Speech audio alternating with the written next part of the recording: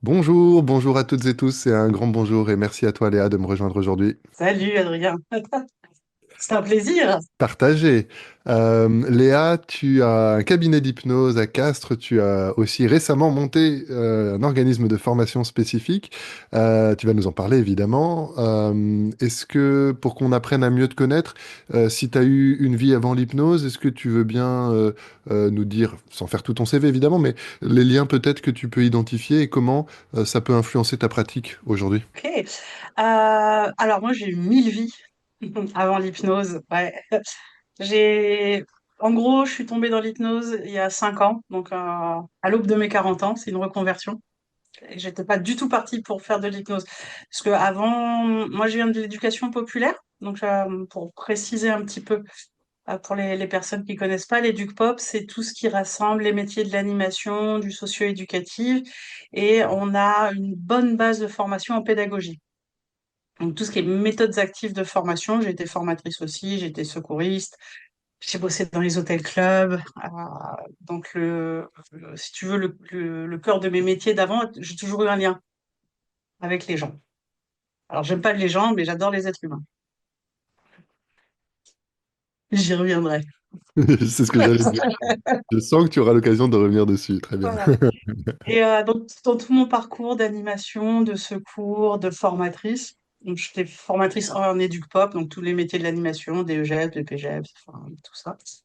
À un moment donné, j'ai pris un poste de manager et je me suis rendu compte que bah, je me suis bien vautrée. Je suis très nulle en manager. Je ne sais pas faire. Je suis trop cash et je ne sais pas, je n'ai pas la patience.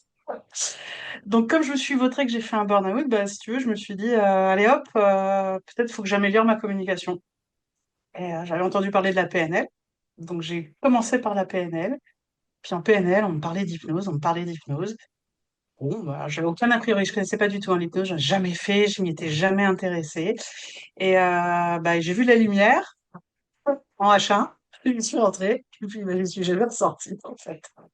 Donc voilà. Les liens entre mes vies d'avant et l'hypnose, c'est que dans les métiers de l'animation, on nous apprend des techniques de transmission active, ludique, et de l'improvisation surtout. Apprendre à improviser, en fait, improviser, c'est très construit. Et si tu veux, une fois que tu as tes outils, donc tous les protocoles qu'on peut trouver en hypnose, alors j'aime pas le terme protocole, je sais pas, il faudrait qu'on invente un autre terme, j'aime pas ce terme. Tout qu'on nous apprend les techniques, que ce soit ericksonienne, spirituelle, enfin tout ce qui peut contenir l'hypnose, une fois que tu le maîtrises, que tu le connais, tes bases, bah, mes métiers d'avant et les techniques pédagogiques que j'ai construites me permettent de prendre tout ça, tout mélanger et d'adapter vraiment à la personne qui arrive en face. Donc ça, c'est la première chose où je suis très à l'aise à improviser maintenant. Et pour ceux qui commencent, je tiens à le dire, il faut apprendre les bases et s'y tenir très carré, très classique avant de pouvoir se lâcher en impro. Et deuxième chose, c'est l'observation. Parce que tout au long de ma carrière, il y a eu beaucoup de temps de groupe, de gestion de groupe, donc arriver à se poser, à observer le langage corporel, même si je savais pas vraiment ce que c'était avant, tu vois, de l'explorer. Le secours. Le secours m'a permis justement, les secours, enfin, tu passes des journées entières debout à observer des foules et à anticiper les réactions des autres pour intervenir, interagir. Donc, toutes ces sensibilités-là. Et puis le troisième point, bah moi je suis un peu dans la campagne. Castres, c'est une petite ville de 50 000 habitants. Et grâce à mes métiers d'avant, j'ai déjà un bon réseau. Et j'avoue que voilà, pour développer, si tu veux, développer mon business, on va dire, hein, parce que c'est un business, hein. Ouais. J'adore ce que je fais, hein, mais ça reste un business. Ah bah, toutes mes connaissances de l'enfant et de l'ado que j'ai mis au service de du COP pendant 20 ans bah, me sert aussi à être un peu ciblée sur Castres dans l'accompagnement des 6-25 ans, entre autres, quoi. Euh, voilà, puis développer après d'autres réseaux. Enfin, je fais beaucoup de réseautage. J'ai fait très peu de pubs, mais le réseau m'a permis, enfin, ma vie d'avant m'a permis de développer. Voilà, un peu, tu sais, créer l'envie. Je sais plus qui c'est qui me disait ça, je crois que c'était Antoine. Créer l'envie. Donc, pas tout dire, juste se montrer, mais pour faire venir les gens, quoi. Voilà, essayer de te faire court. Excellent, excellent. Je sens qu'il y a déjà plein de passerelles qui vont être hyper intéressantes pour moi, c'est sûr, et puis j'espère pour celles et ceux qui nous écoutent. Euh, et donc, ce que tu nous dis, c'est que à la fois donc tes qualités d'écoute, d'observation, d'animation de groupe et de réseautage entre guillemets, bah, tout ça, ça nourrit ton activité. J'entends que tu as une spécialisation sur l'accompagnement des enfants et des ados. Tu fais Ouais. que ça en cabinet ou tu t'autorises aussi à accompagner des adultes? Je m'autorise à accompagner des adultes. En fait, si tu veux, j'ai construit ma réputation sur qui je suis. C'est-à-dire que les gens, ils viennent pas voir quelqu'un qui fait de l'hypnose. Ils viennent voir Léa. Et Léa, elle fait de l'hypnose. On va dire, à peu près quasiment un tiers de ma clientèle, c'est du 0,25. Et j'ai la chance maintenant de pouvoir choisir ma clientèle. J'avoue, c'était 50 boulots. Mais, donc voilà. Donc tout ce qui est arrêt du tabac, tout ça, j'aime pas. Donc je l'ai vite balayé. Et si tu veux, après, les gens viennent me voir pour beaucoup les troubles de l'anxiété. Euh, on attire ce sur quoi on travaille. Le sommeil, j'ai beaucoup de chefs d'entreprise. Je fais pas mal de prépa mentale aussi. J'ai pas mal de sportifs de haut niveau, que ce soit ados ou adultes. Troubles alimentaires un petit peu, sommeil beaucoup. Euh, et tout ce qui est, alors après ça c'est autre chose ici, c'est par mon profil, tout ce qui est, alors, j'aime pas le terme non plus, mais bah, tu comprendras que j'aime pas trop les cases, mais tout ce qui est neuroatypie. Voilà.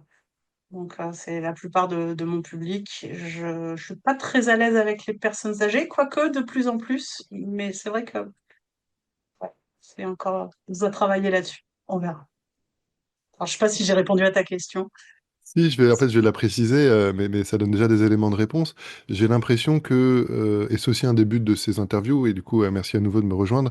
Le but, c'est justement d'apporter de la matière, des points de repère pour les gens qui souhaitent développer leur activité, qui soient au début ou peut-être un peu plus avancés. Et j'ai l'impression effectivement que cette notion de personal branding, le fait que les gens viennent te voir toi pour qui tu es plutôt que pour ton outil, c'est une étape probablement importante dans le développement de l'activité. Tu dis que c'était 50 boulots. Je sais pas trop comment te poser la question, mais est-ce que tu pourrais nous partager peut-être ce qui a bien marché, là où au contraire tu as eu un peu des échecs, là où ça a moins bien marché. Voilà, si tu pouvais aider celles et ceux qui nous écoutent à clarifier peut-être, évidemment c'est ton chemin, mais on peut toujours s'inspirer du chemin des autres, clarifier ouais, voilà, les étapes, ce qui t'a permis aujourd'hui d'arriver à une situation plutôt confortable où tu as une forme de notoriété et de liberté de choix par rapport aux gens que tu reçois. Ah, bah, avec grand plaisir. Et j'adore partager mes échecs parce que ça me fait beaucoup rire. Parce qu'en fait, un échec, c'est juste un feedback. Et tu sais, avec le temps, quand on. Enfin, je sais pas toi si ça le fait, mais j'aime bien, tu sais, me regarder 5 ans en arrière et me marrer et me dire, putain, allez, là. Ça a été très difficile. Je pense que le plus gros boulot que j'ai fait, tout a été difficile parce qu'il faut pas croire. Voilà, enfin, je préfère prévenir les personnes qui sont là-dedans. C'est un métier extraordinaire. C'est un métier magnifique. Par contre, faut pas croire que ça va se faire du jour au lendemain. Et c'est du boulot d'apprentissage. C'est du boulot, même après les formations, c'est pas parce que tu sors avec un maître Pratt que bah ça y est, tu connais tout, t'as tout vu, t'as tout fait. Ce qui d'ailleurs a été ma première erreur. C'est très intéressant. Donc à partir de là, le premier truc, c'est que j'ai bossé sur c'est Dalpalu qui nous en avait parlé notamment et Laurent aussi en parle. euh, Tu sauves personne en fait. Le premier boulot que j'ai eu à faire, c'est de me remettre en posture de tout ce que je sais, c'est que je sais rien. Donc quand j'ai ouvert mon premier cabinet, j'arrivais à la fleur au fusil, ouais, c'est bon, comme ça va, j'y arrive trop bien et tout. Et en fait, très vite, j'étais déstabilisée parce que J'écoutais pas la personne en face. Et je pensais, alors là, faut faire ça, là, faut faire ça, là, machin. Puis je me regardais faire, tu vois. Mais je me regardais faire non pas en méta, mais plutôt en égo. Voilà. Et j'ai vite senti que c'était pas bon. Donc ça a du mal à démarrer avec les adultes, hein, parce qu'avec les enfants, comme j'ai toujours eu l'habitude de travailler avec les enfants, ça n'a pas changé grand-chose, si tu veux, dans mon travail. Enfants et ados, c'est fluide et ça a toujours été fluide parce que ça fait 20 ans que je rentre en communication avec eux. Donc ça changeait pas grand-chose, quoi. Mais avec les adultes, ça a été très, très difficile. Donc j'ai travaillé là-dessus. Et à partir de là, ça a mieux marché. Du moment où j'ai accueilli la personne en face et j'ai arrêté de me dire, oui, mais elle me dit ça, mais en fait, c'est là-dessus qu'il faut bosser parce que moi, je vois que le problème, il est là. Et, et que je me suis mis en posture, elle vient, ça commence et je veux mieux dormir. Et que même si moi, je vois qu'elle dort mal parce que, il y a un problème au boulot ou parce que autre chose, qui je suis pour aller lui dire non, on va pas travailler sur le sommeil, on va aller travailler sur votre lien à papa et maman. J'exagère, mais tu vois ce que je veux dire. Je pense que ça peut résonner pour toi. Et du moment où j'ai soufflé un coup, je me suis dit non, ok, c'est des clients en fait. Enfin, c'est des êtres humains, mais ils viennent pour une commande. Eh ben, donne-leur déjà ce qu'ils te demandent. Tout de suite, ça a été mieux. Tout de suite, ça a été moins de pression. Voilà. Et puis après, je me suis dit, j'ai pas d'obligation de résultat finalement parce que ça leur appartient. Comme je ne sauve personne, j'accompagne juste. Donc le chemin, c'est à eux de le faire. J'ouvre le truc, ils y vont, tant mieux, ils y vont pas, tant pis. Par contre, donne-toi les moyens, là, d'ouvrir le plus possible leur chemin.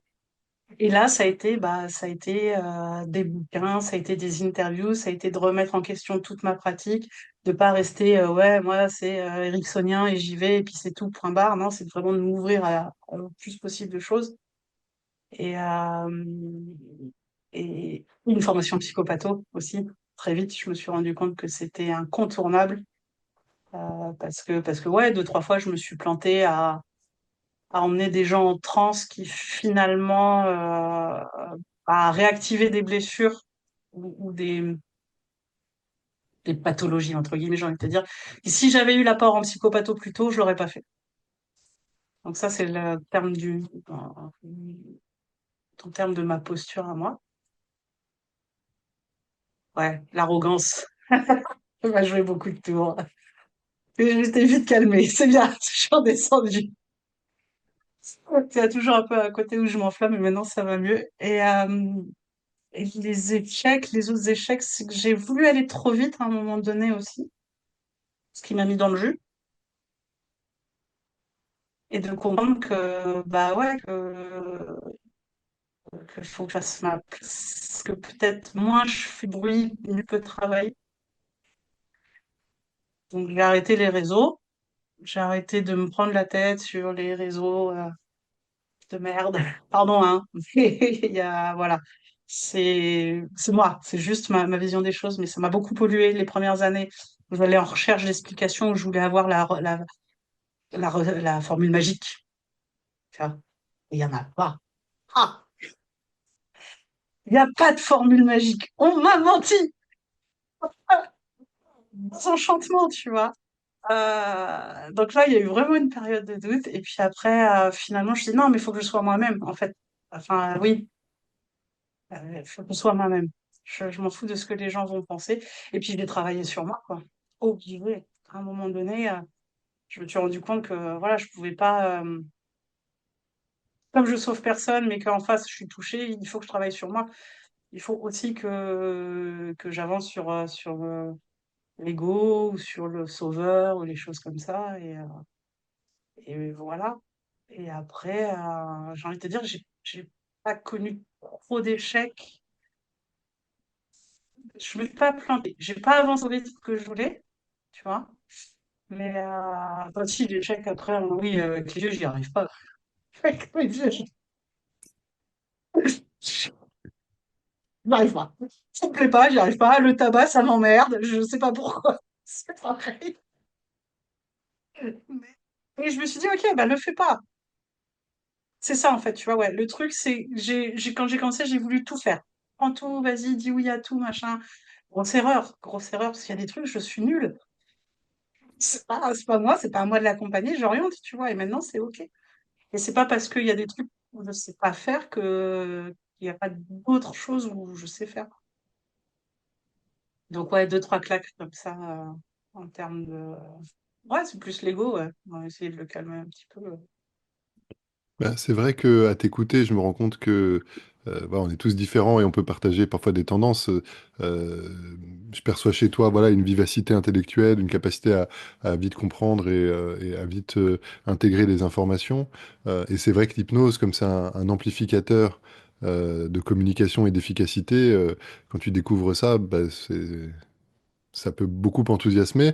Et puis, c'est vrai que c'est étonnant parce que il y a probablement avec l'histoire de l'hypnose et avec l'essence de la discipline où tu as un hypnotiseur, une hypnotiseuse qui va hypnotiser un sujet, il y a quand même une position un peu de domination intrinsèque et qui mérite de se réfléchir. Et du coup, voilà, quand on a... mais ça peut être très bien intentionné, hein, quand on a envie d'aider les gens, etc. Et puis que on aime bien être dans sa puissance aussi. Et donc là, je parle de moi un peu en écho à ce que tu disais. C'est sûr que... on peut être plus du côté effectivement interventionniste, technique, tac, essayer de comprendre et d'agir parfois d'ailleurs de manière assez peu hypnotique finalement, parce que presque trop mentale ou stratégique. C'est vrai que j'ai l'impression que la qualité de mes accompagnements et la qualité des hypnoses que j'aide à promouvoir, je dirais, est meilleure depuis que je pense que j'ai fait un peu le même shift de me dire, attends, on se pose, on est surtout là pour créer un contexte, on a quelques outils pour faciliter. euh, et de fait, je suis aussi très touché des interviews que je mène, parce que quand je l'ai fait de manière un peu intuitive, mais j'avais pas idée que moi-même j'aurais tant à y gagner. Et je pense à celle que Christophe Dufour ait la gentillesse de m'accorder.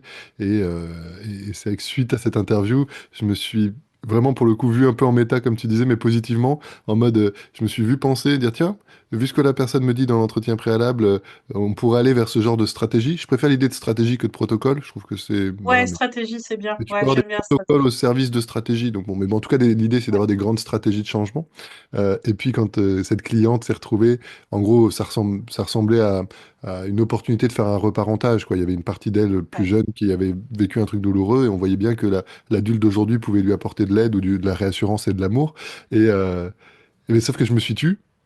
Et puis à un moment, du coup, je dis, bah, du coup, il se passe quoi? Vous en êtes où là à l'intérieur? Elle me dit, oh, bah, je suis en train de parler à la petite fille, je suis en train de la rassurer, etc. Donc voilà, c'est vrai que euh, euh, c'est pas évident hein, cet équilibre à trouver entre tu maîtrises tes outils, tu connais tes gammes, tu connais tes axes d'intervention, etc.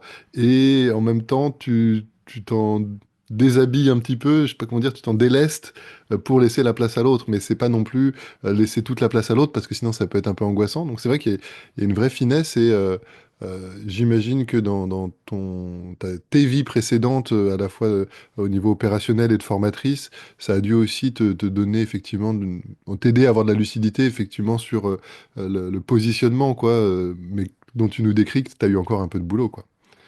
J'ai eu beaucoup de boulot. Comme on dit sur ce que tu dis, c'est hyper intéressant parce que j'ai fait le chemin que tu faisais. Et justement, bah, je pense qu'on donc assez petit l'hypnose, qu'on écoute à peu près les mêmes, les interviews. Donc, voilà, Christophe Dufour, j'apprécie beaucoup. Voilà, aussi, ce qu'il fait, notamment les lettres, aussi, le somnambuliste, j'aime beaucoup. Bref. Et j'ai toujours eu un système de défense, c'est assez marrant, de depuis tout petit, je me dis rayonne, plus tu vas rayonner, plus tu vas prendre de la place, moins on va t'emmerder. Ouais, c'est. On a tous nos trucs, hein. Faut savoir, comme je dis, hein, on est tous névrosés, tout va bien. Certains te diraient vivons cachés, vivons heureux, mais c'est la beauté, c'est Jordan Véro qui dit, tu pourras toujours trouver un dicton qui dit une chose et un autre qui dit son inverse, donc la sagesse populaire, ça peut certainement embrasser assez large, quoi. C'est Ok, ça. donc ouais, rayonne Si et du tu coup, veux, on va présenter. et c'est ce qui m'a emmené au burn-out, en fait, dans mes vies précédentes. Et quand je suis arrivée dans l'hypnose, à un moment donné, j'ai senti que je commençais, pareil, à reprendre beaucoup de place en cabinet et dans le parcours de l'autre. Sauf qu'entre-temps, j'ai vu plein de praticiens, Laurent, Bertin, Antoine, toi, Carole. Voilà, Carole Chat, je tiens à le dire, c'est vraiment quelqu'un qui gagne à être connu dans sa pratique. euh, et plein d'autres. Et moi, ayant aussi été accompagnée après en hypnose et autres thérapies, je me sentais mal à l'aise quand le thérapeute prenait trop de place, tu vois, et voire limite intrusif. Donc à partir de là, je suis un peu quelqu'un qui va jusqu'au bout des choses. J'aime bien expérimenter jusqu'où je peux aller. Je vais switcher et Antoine parlait de laisser de la place au silence. Et je pratique le silence énormément. Dans les transes que les gens vivent, en moyenne, au cabinet, j'ai regardé, je me suis amusée à calculer, on peut laisser entre 5 à 25 minutes de silence. C'est hyper frustrant. Donc, je travaille ma frustration parce que j'ai un problème avec la frustration, donc c'est cool. Ah ouais, mais tu sais que ça m'a fait grand bien. En fait, c'est frustrant au début, mais juste d'observer la personne, parce que t'es là, hein, c'est 25 minutes de silence, mais t'es pas sur ton téléphone, ok? T'es là, t'es à côté, et tu le vois faire. T'as le temps d'observer les micro-expressions, ce qui après, sur des entretiens au préalable, bah, tu peux repérer de suite plus vite. Donc, il y a un côté merveilleux parce que il se passe quelque chose, tu le vois. Et ce qui est merveilleux, c'est que tu vois la personne qui se fait du bien à elle-même et qui est pour rien. Elle a juste ouvert la porte. Et je pense que c'est le plus beau cadeau que la personne elle peut se faire à elle-même. Mais ça fait travailler sur mon ego. Et le deuxième truc que j'ai fait, pareil, je sais, je vais jusqu'à épurer ma pratique maintenant, mais parce que j'ai exploré beaucoup de stratégies. J'étais très dans la stratégie au début, très dans le protocole. Et à un moment donné, je me suis dit non, stop. Arrête tout ça, t'es pas psy, et j'ai pas envie d'être psy, puis ça me gave, les gens qui me racontent leur vie, ça va pas. À un moment donné, voilà. Parce que je fais confiance à l'hypnose, justement. C'est Janet hein, qui disait que la transe en elle-même quelque part est déjà salvatrice, j'ai envie de dire, et c'est pas faux. Et si tu veux, sur les entretiens préalables, plus ça va, moins ils durent les miens. C'est 5 10 minutes. Je pars sur de la représentation, j'aime bien partir sur de la, peut-être de la sous-modalité au début, je le fais beaucoup. Ou dans le corps, tu vois, ça dépend donc, s'ils sont visuels ou kinesthésiques, et on part là-dessus. Et je le dis même aux gens quand j'ai mon petit speech d'intro, tu vois, qui est fait, qui est rodé, qui est très important d'ailleurs. Le speech d'intro, enfin voilà, pour ceux qui commencent, rodez bien votre speech d'intro parce que enfin, c'est même un pitch parce que je déroule la séance jusqu'au bout. Qui c'est qui disait ça, notre cher, j'ai perdu son nom. C'est Philippe, je crois, qui disait, c'est un peu une bande-annonce, quoi. Mieux sera ta bande-annonce au début, plus les gens partiront en transe, et c'est tellement vrai, puis ça allège notre pratique. Moi, je suis une feignante de base, hein, donc l'idée, c'est d'en faire le moins possible en séance et que ce soit le plus efficace. Et donc, les entretiens préalables, eh ben, c'est juste choper un truc, tu vois. Je chope un truc, je sais pas, j'avais une dame sur l'anxiété et elle me disait, ouais, c'est comme si là-haut, il y avait un vélo qui tournait. Ok, c'est bon, voilà, prends. Le vélo, il tourne. Donc, je vais même plus loin dans ma pratique. C'est qu'une fois qu'on a fait l'entretien préalable, parce que le consentement, c'est quelque chose d'hyper important dans ma pratique. Donc, voilà, dès le début jusqu'à la fin. On n'y va pas, vous me le dites. Vous aimez pas ce qu'on fait, on change. C'est OK. C'est aussi très important. Parce qu'au début, je m'acharnais. Non, moi j'ai décidé que, je sais pas, je faisais un rossi, alors on va rester sur un rossi. Les mains ne bougent pas et toi t'es là. Maintenant c'est bon. Et, euh, et donc, au début, à la fin de l'entretien préalable, bah, je dis bah voilà, moi j'entends ça et je vous propose 2 ou 3 pistes et c'est vous qui choisissez. Parce que je pars du principe que si c'est vous qui choisissez, c'est la bonne piste. Alors, qu'est-ce qu'on fait? Et on y va. Même si moi, dans la tête, je me dis, ça serait peut-être plus efficace d'aller là. Non, si la personne, elle choisit pas ça, c'est qu'elle n'est pas prête. Si elle n'est pas prête, je vais forcer. Et si je vais au pied de biche, je vais l'abîmer. Et je pars du principe que je pense, je suis convaincue qu'on peut accompagner. Même, j'ai oublié de te le dire aussi, j'ai beaucoup de victimes d'abus. Parce que je travaille avec les avocats. Je travaille beaucoup avec tous les avocats de caste. Donc j'ai beaucoup d'enfants, d'ados victimes d'abus sexuels, de viols, d'agressions. Euh, et l'idée, c'est justement que quand elles viennent au cabinet, on arrête toute cette violence qu'elles ont pu vivre au quotidien, que ce soit dans les interrogatoires de police, devant le juge, c'est hyper violent. Donc si la personne elle est pas prête, eh ben, elle est pas prête. Hein. Ok, c'est pas grave. Même si la porte, elle s'ouvre, tu sais, on les voit, les portes qui s'ouvrent au fur et à mesure. On sait, on a envie d'y aller. Mais je suis pas psy. Donc, tu te calmes, Léa. La personne, elle vient pour aller mieux, et ben, ok, voilà. Je J'ai- suis partie un peu Ouais, non, c'est. sur le Bon, sujet, pardon. t'excuses pas, c'est excellent. Moi, c'est le but de ces entretiens, c'est aussi que ce soit très libre. Je suis juste embêté parce que j'ai trois questions à te poser et que je sais pas dans quel ordre je vais te les poser, mais tout va bien, on va y arriver tranquillement. Et puis au pire, si on fait pas toutes les questions, il n'y a d'enjeu particulier. Euh, alors, j'ai une question sur le côté PAPSI, parce que ça m'intéresse du coup de t'aider à préciser ta pratique. Alors, c'est peut-être pas un cadeau, parce que la question est pas facile, mais effectivement, il y a un peu, je trouve, mais pour l'instant, j'ai l'impression que les gens que j'ai interviewés étaient plutôt raccord avec cette vision. Deux grandes polarités de la pratique, effectivement, un accompagnement euh, un peu psychothérapeutique, favorisé, amplifié, facilité par l'hypnose, et puis l'autre extrême serait un travail vraiment plus sur la transe et l'hypnose pour activer la résilience naturelle. Donc toi, tu dis t'es pas là, t'es pas dans la psy qui fait de l'hypnose. J'ai pas l'impression à t'entendre que tu sois pure hypnose non plus. Ça ressemble à quoi? Quels sont les mots qui te semblent assez justes pour décrire ta pratique à cet endroit-là? Eh ben, écoute, je vais te dire une phrase que j'ai dans mon pitch d'intro, que je dis aux clients qui viennent me voir. Je dis, moi, je suis pas psychologue, donc le pourquoi, je m'en fous. Peut-être il viendra au fur et à mesure de ce qu'on va explorer. Ensemble, on va travailler sur le comment vous fonctionnez. Comment mon sommeil il fonctionne et comment on peut venir, enfin, comment vous pouvez venir à changer son fonctionnement. Comment mon anxiété elle fonctionne, comment je peux la changer. Comment mes émotions fonctionnent, comment je peux la changer. Ce qui fait que vous n'êtes même pas obligé de me raconter. Il y a des gens où j'ai des séances comme ça où les gens, j'ai pas d'entretien au préalable parce qu'ils veulent pas parler pourquoi ils sont là. Ils veulent pas me le dire. Ils veulent juste, bah voilà, j'arrive pas à dormir en ce moment, aidez-moi. Ok, bah je questionne sur le sommeil. J'y vais. Et après, souvent, c'est, tu sais, ces fameux clients en a ou en fin de séance, il 3 minutes, ils font le chèque, ils lèvent, tu dis au revoir. Il a dit, au fait, je viens de vous dire, j'ai été violée, j'étais tu vois. Hein, la bombe, je sais pas si ça a dû t'arriver déjà, la bombe atomique et tout. Ok, bah on en parlera la prochaine fois si vous le souhaitez. Ils veulent pas, on n'en parle pas. C'est pas mon job. Comment dire?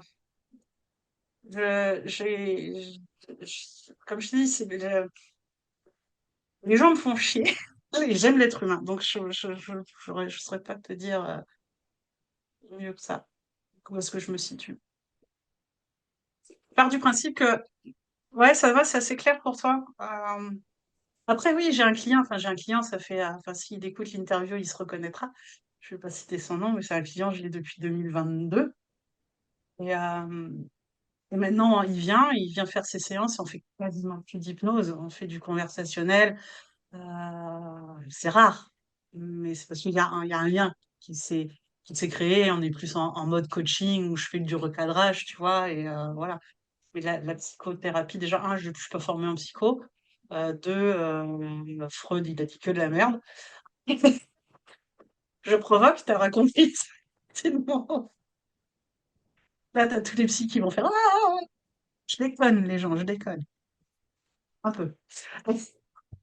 Mais voilà, j'aurais voulu être psy, j'aurais fait psycho, tu vois. Mais c'est pas mon bail.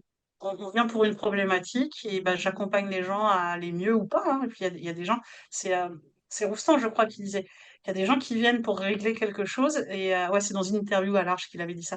Les gens viennent pour régler quelque chose et quand ils se rendent compte de l'origine, de la racine du truc, finalement, on va pas changer. D'où la question, si vous n'aviez pas, je sais pas, je le dis souvent cette question, j'aime beaucoup. Je sais plus à qui je l'ai piqué.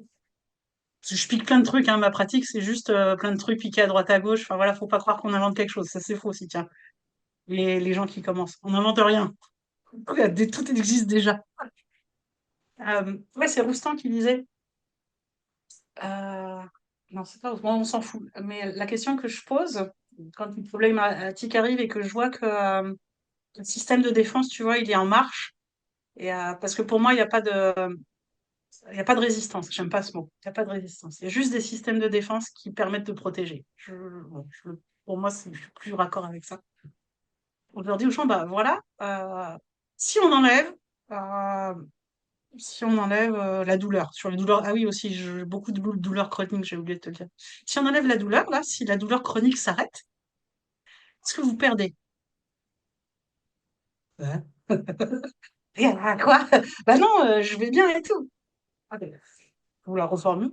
Dans tout votre environnement, si ce problème-là s'arrête et disparaît, quel point ça change? Ah, insight. Ah ouais, d'accord. Ah bah oui, peut-être euh, faire mon mari, peut-être. Enfin, j'en sais rien, moi. C'est qui disait ça? C'était sur une histoire de. Bon, bref, c'était, je crois, dans une de tes interviews, j'entendais ça. Bon, mais c'est vrai, en fait. Et mon job de psy s'arrête là, entre guillemets, de psychopraticienne, hein, parce que je fais psychopathologie. C'est là. Le reste, après, je réoriente. Oui, souvent, je travaille avec des psychiatres, hein, je travaille avec deux psychiatres, tu vois, sur quatre, là, les environs, je réoriente. Je travaille peu avec les psychologues, en fin de compte. Une, pas plus. Et voilà, les limites de ma pratique. Très clair. Il y a un lien naturel, j'allais te demander, comme du coup la transe et le travail en hypnose est important, j'imagine qu'il y a des personnes chez qui c'est plus ou moins facile quand tu as des gens qui se trouvent en difficulté à rentrer en hypnose. Alors tu as un peu répondu, j'imagine que plutôt que de voir des résistances, tu es sensible à des systèmes de défense. Est-ce que tu peux nous en dire un peu plus? Est-ce que tu as des stratégies, des trucs que tu as développés? Je suis d'accord avec toi sur le fait qu'on n'invente rien, en tout cas probablement assez peu. On n'est pas à l'abri de découvrir des trucs, mais bon, je crois que c'est Yann Verviers qui disait on est des nains sur les épaules des géants, et il reprenait cette expression de quelqu'un d'autre. Il y a eu quand même pas mal de grands esprits avant nous qui ont pratiqué l'hypnose, et du coup, voilà, on peut s'appuyer sur ce travail-là. Toi, par rapport dans les Complètement. situations où les gens ont du mal ouais, du mal à lâcher, du mal à s'absorber dans l'expérience hypnotique, comment tu gères ça? Moi, c'est mes préférés. D'ailleurs, d'abord, je leur dis, tu vois, après le truc, ouais, non, mais moi, je contrôle, de toute façon, je vais pas y arriver. Je suis cool. Et puis, deuxième truc, je désarme, je dis, moi, ça me va, je vous ai dit, je suis une fainéante. Donc, si vous gardez le contrôle, ce sera encore mieux, j'aurai encore moins de choses à faire. Je vous explique. Et c'est vous qui faites. C'est un jeu, l'impro m'a vachement aidé. Tu sais, j'ai fait du théâtre d'impro pendant pas mal de temps et je me rends compte. Et mais même dans les métiers de l'éduc, dans le métier du social, hein, quand tu es éduc, de toute façon, faut que t'aies jamais une journée pareille. Donc, à un moment donné, il faut que tu improvises. Donc, faut prévoir l'imprévu. Donc, quand tu commences ta journée, quand tu commences une séance, même avec quelqu'un que tu connais depuis longtemps, tu sais rien de ce qui va se passer. Je sais pas. Et donc, les personnes contrôlantes, moi, je les mets à l'aise tout de suite. Je leur dis, c'est OK, et on peut rentrer en hypnose tout en gardant le contrôle. C'est pas grave. C'est pas grave. Et moi, je suis là, j'ai plein d'outils, j'ai assez d'outils pour trouver plein de portes d'entrée. Et on essaye. Ça marche pas. Par exemple, je fais un Hellman. J'aime bien ouais, Hellman parce que ça va vite, quoi. Fermez les yeux, détendez les yeux, c'est parti, allez, salut, et puis on y va. Hum. Mais Hellman, ça peut ne pas marcher. Et donc, je peux passer sur du corporel, je peux passer sur le vidéomoteur, je cherche, sur du conversationnel. Et à un moment donné ou un autre, la personne, elle rentre en transe parce que je pense que je les rassure. Je dis, c'est OK, c'est votre système de défense. Ah oui, le truc que je dis aussi, je pense qu'on arrive un peu à ce que le système de défense il soit toujours en veille, tu vois, mais pas en position d'attaque. Qui est un peu genre, ah, OK, on s'observe. Et le truc que c'est la première fois qu'on se voit, on se connaît pas, ni vous ni moi. On va faire connaissance et c'est normal si aujourd'hui vous rentrez pas complètement en transe. Si c'est la première fois en plus, bah, on observe, hein. Je veux dire, moi, la première, quand je vais à la mer, je saute pas direct dans l'eau. Je mets d'abord l'orteil pour voir la température que ça fait. Donc, tu vois, j'utilise pas mal de métaphores. Et, euh, et après, quand je travaille avec beaucoup de TDAH, si tu veux, ça m'a armé aussi. Et j'ai un objet, donc là, je fais une dédicace à Nicolas Marcenac, qui m'a fait découvrir ce petit objet qui est l'Infinity Cube. Au début, je le servais pour moi. Et puis, en fait, ça, pour les personnes qui arrivent pas, enfin, qui ont besoin de bouger, par en conversationnel, je leur mets dans les mains, donc tu vois, comme ça, les yeux ouverts, donc ça me dérange pas, je fais beaucoup de trans les yeux ouverts. Alors là, c'est pareil, je mets à l'aise les gens tout de suite. Garder les yeux ouverts, c'est pas un problème. il manipule, et puis il y a toujours une porte d'entrée. Si c'est pas visuel, je pars toujours sur le canal visuel parce que c'est 60% hein, des gens, donc ouais, effectivement, dans la boucle sensorielle, tu vois. Mais si c'est pas sensoriel, et ben c'est kinesthésique. Si c'est pas kinesthésique, et ben c'est auditif. Et quand tout ça, ça marche pas, et ben je pars sur des métaphores, sur les métiers qu'ils font. J'ai une dame, par exemple, qui était très rigide, euh, donc elle a un trouble alimentaire, anorexie mentale, donc elle est suivie hein, par une diététicienne et tout. Et mon job à moi, c'est pas de l'accompagner là-dessus, c'est juste qu'elle accueille son anorexie comme une maladie et qu'elle arrête de la combattre. C'est-à-dire qu'elle arrive, tu vois, ok, j'aurai des rechutes, c'est ok, parce que plus elle va contre, plus son trouble augmente. Logique, hein, ça, tout le monde le sait. Et bah voilà, c'est quelqu'un qui a du mal à visualiser, qui a un peu de difficulté à. Je me rends compte que beaucoup, oui, d'ailleurs, des troubles alimentaires, c'est ça. Je fais un travail d'accueil, en fait. De reconnaître que ouais, je suis malade et ok, c'est pas grave et je vais m'en sortir parce que je mets tout en place. Bon, bref. Et je m'appuie sur les métiers. Et là, c'était une mathématicienne. Et je dis, bah ok, alors, ok, votre job, c'est les maths. Votre problématique, si c'était une équation, elle ressemblerait à quoi? Est-ce qu'il manque un X? Est-ce qu'il n'y a pas tout? Est-ce qu'il n'y a pas égal? Est-ce que c'est. Comment c'est? Comment vous le représentez? Là, on commence à discuter. Et là, à chaque fois, à chaque fois, on y va. Je vais dans le monde de l'autre, en fait. Et quand tu vas dans le monde de l'autre, bah, il a le contrôle. Tu peux faire une transe. J'ai un autre monsieur sur une douleur chronique. C'est pareil, pas très contrôlant. Je commençais le Hellman, il était mort de rire, tu sais. Il fait, oh putain, c'est trop drôle. Non, mais je vais y arriver. Vous savez, je contrôle beaucoup. Je fais, ok. Alors, on laisse tomber ça. Dites-moi, je travaillais dans les chemins de fer. Il réparait des voies de nuit, tu vois. Ok, bah là, c'est votre problème, votre douleur, si c'était des rails à changer. Il ressemblerait à quoi ces rails? Elles seraient comment? Ce serait rouillé, ce serait. Enfin, et puis on y va, et puis ça part, et puis ça y est. Et puis à un moment donné, tu vois, je les sens partir et fermer les yeux, on y va, et zou, quoi.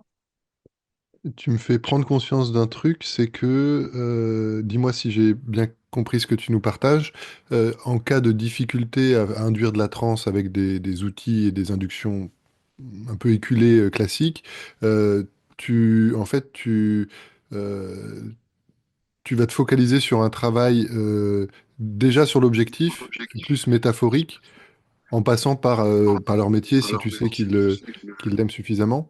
Et Ouais, donc, en fait, c'est comme si à ce moment-là, Attends, il y a un petit écho. Ça va, tu m'entends bien?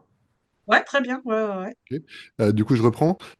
Quand tu te trouves face à une difficulté pour induire de la transe avec Hellman ou l'idéomoteur ou peu importe une induction classique, tu vas tester par une approche métaphorique qui leur parle idéalement. Donc, je pense à mon client d'hier, je ne parlais certainement pas de son métier parce que du coup, c'était un des enjeux.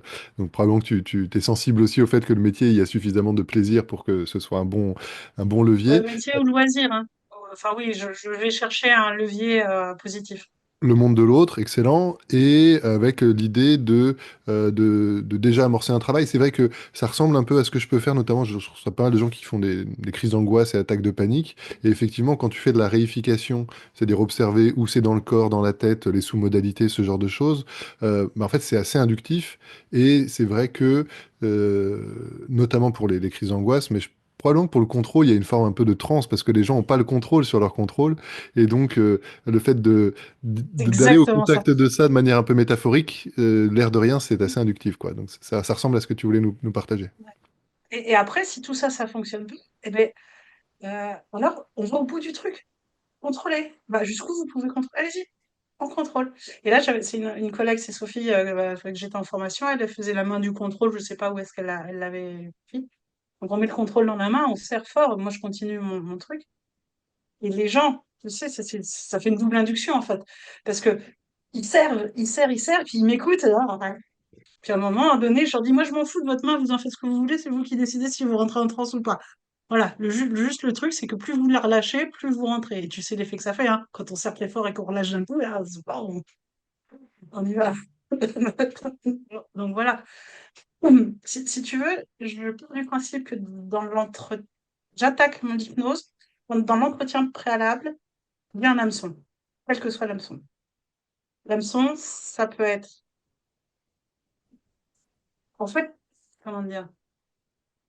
C'est pour ça que je te dis que le pourquoi je m'en fous. Quand les gens ils me racontent leur vie, j'ai pas de matière.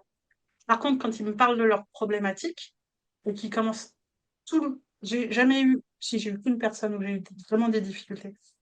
Là, j'ai mis autre chose et je terminerai la dernière stratégie, l'ultime stratégie quand j'y arrive. Voilà. Quand tu es vraiment à l'écoute en face de la personne, quand tu mets ton cerveau, euh, ton dialogue interne, tu le mets en recul, d'accord? Et tu ouvres grand tes oreilles, que tu ouvres grand tes yeux, que tu es dans l'attente là, dans le présent, avec la personne, dans l'observation.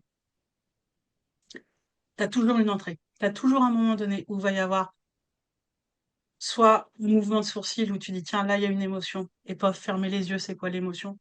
Soit il va y avoir un mot, la personne va donner une expression sensorielle de son problème, soit il va y avoir un mouvement du corps. Et c'est en ça, tu vois, que l'impro m'a vachement aidé. C'est d'observer tout, enfin, l'impro, le secours, tout ce que j'ai vécu avant. C'est là, hop, qu'est-ce qui se passe? Et on y va. Je n'arrive pas à être plus clair que ça parce qu'il faudrait que je le montre en fait, tu vois. Mais euh, et c'est pour ça que je dis, ça a l'air d'être facile, j'ai l'impression quand j'en parle, mais c'est beaucoup de boulot derrière parce que pour ça, il a fallu que je bosse énormément d'outils différents. Le vidéomoteur, le conversationnel, l'éricksonien, le spirituel. Je suis allée voir vraiment plein, plein, plein, plein d'outils que j'ai testés pendant 3 ans. Je me disais, aujourd'hui, quel que soit le client, je bosse cette induction. Aujourd'hui, quel que soit le client, je bosse cette stratégie. Aujourd'hui, et tu vois, ça, c'est, voilà. Ce qui fait que maintenant, c'est bon. Mais c'est parce que j'ai bossé derrière. Tu peux pas le faire comme ça, c'est juste pas possible. Donc, la stratégie ultime qui marche pour moi à chaque fois, que j'ai remarqué parce que j'étais une contrôlante aussi, le contrôlant a quand même un ego qui est là. Ah ben, Il peut exister chez des moins ou non contrôlants aussi, hein. c'est vrai, c'est vrai. En tout cas, je l'ai testé que sur les contrôlants. C'est vrai, j'avoue. Et si tu veux, le truc ultime, une fois, je l'ai fait une fois. Je sais pas ce qui se jouait chez cette personne, parce que comme je te dis, je suis pas psy, donc bon, même si j'avais une idée, j'avais pas envie d'y aller. Et je lui ai dit, écoutez, bon, ça fait 3 fois qu'on se voit. Bah, je pense que moi, j'ai pas l'outil, quoi. J'arrive aux limites de mes compétences. Donc, ce que je vous propose là, il reste un quart d'heure. Je ne vous fais pas payer la séance et puis je vous oriente sur quelqu'un qui sera peut-être plus compétent que moi. Et c'est OK, hein. Enfin, c'est pas de votre ressort, c'est juste j'ai pas les outils. Eh ben, écoute, elle a fait sa plus belle transe en un quart d'heure. Et derrière, je dis, non, non, je vais essayer et tout. Et donc là, je suis partie en PNL. Donc, je suis partie sur les niveaux logiques. J'aime bien faire les niveaux logiques, tu vois. Et les niveaux logiques, comment il s'appelle? Attends, faut que je regarde son livre. Je sais plus, je l'ai pas là. Robert? Un gros livre, un livre d'hypnose. Il est praticien aussi en hypnose. Il est assez connu, mais c'est pas unéricksonien, c'est un Ah, spirituel. Son Lockhart? école. Ouais, voilà. Et Lockhart, lui, faisait les niveaux logiques en transe assise. Et donc là, j'ai mélangé, si tu veux, les niveaux logiques. On vient de lui une transe, mais ils sont debout. Et je fais beaucoup de confusion. Je suis passionnée de la confusion aussi. J'adore. Et finalement, elle a fait un truc de ouf, quoi. En un quart d'heure, on a fait les niveaux logiques. Elle est partie. Elle s'est fait une transe debout. On est redescendu. Et voilà. Super, merci beaucoup. Euh, je pensais pas que tu nous donnerais autant, mais excellent. Ah, mais Euh, ça fait plaisir. Évidemment, bon, je le redirai à la fin de l'enregistrement, mais j'encourage les gens qui nous écoutent à ne pas hésiter à rebondir, à questionner. Voilà, bon, même si Léa, t'es moins présente sur les réseaux sociaux, voilà, il y a quand même, ce sera quand même présent sur LinkedIn. Je crois que tu es sur LinkedIn, si je dis pas de Je suis bêtises. sur LinkedIn. Ouais, ouais, ouais. Si je peux. Puis, ouais, je laisserai mes coordonnées mail s'il y a des gens. Puis je vais proposer quelques formations, quelques trucs en visio aussi. Génial. Et justement, je voulais revenir avec toi, Léa, sur après avoir été un peu sur le, entre guillemets, sur la stratégie et presque les techniques, les tactiques, reprendre un peu de hauteur de vue, notamment sur le justement le développement d'activités. Tu nous as dit que tu travailles beaucoup avec des avocats et en fait, du coup, ça fait des prescripteurs. J'imagine que les psychiatres vers qui tu réorientes, c'est peut-être des gens qui t'orientent, toi, des gens avec qui vous pouvez travailler en équipe. Ça s'est fait comment, cette capacité justement à créer du réseau et à trouver des prescripteurs? Et puis après, j'imagine que tu vas nous parler de ta formation, puisque ça a l'air d'être un public, les avocats, qui est la cible de ta formation. Donc voilà, si tu veux nous donner un peu de matière comme ça, savoir comment tu t'y es pris pour aider les gens à probablement mieux cultiver leur réseau existant ou développer un nouveau réseau pour effectivement travailler avec des gens. Parce que c'est vrai qu'en termes de flux de clientèle, tout simplement, et de notoriété, de visibilité, c'est un axe qui est assez important, quoi. Alors, euh, pour trouver des prescripteurs, j'ai fait tout l'inverse de ce qu'on peut nous dire développement. Voilà, parce que je suis un peu mismatch aussi. J'aime bien parce que ça me challenge. Ah ouais, on peut pas? Tiens, on va voir. Ça m'a joué des tours aussi, hein. Mais je l'assume. Et du moment, et ça c'est l'énéagramme qui m'a apporté ça, du moment que j'invite ceux qui connaissent pas encore l'énéagramme à le découvrir et je ferai enfin voilà, j'ai plein de choses pour les professionnels justement, avec ma société à offrir. Ça sera, bref, une fois que j'ai compris mon énéatype et comment je fonctionnais, je me suis réconciliée avec moi-même. Ouais, c'est un truc de ouf. Et j'ai beaucoup de tendresse pour moi. Et ça a tout changé dans le développement de mon activité.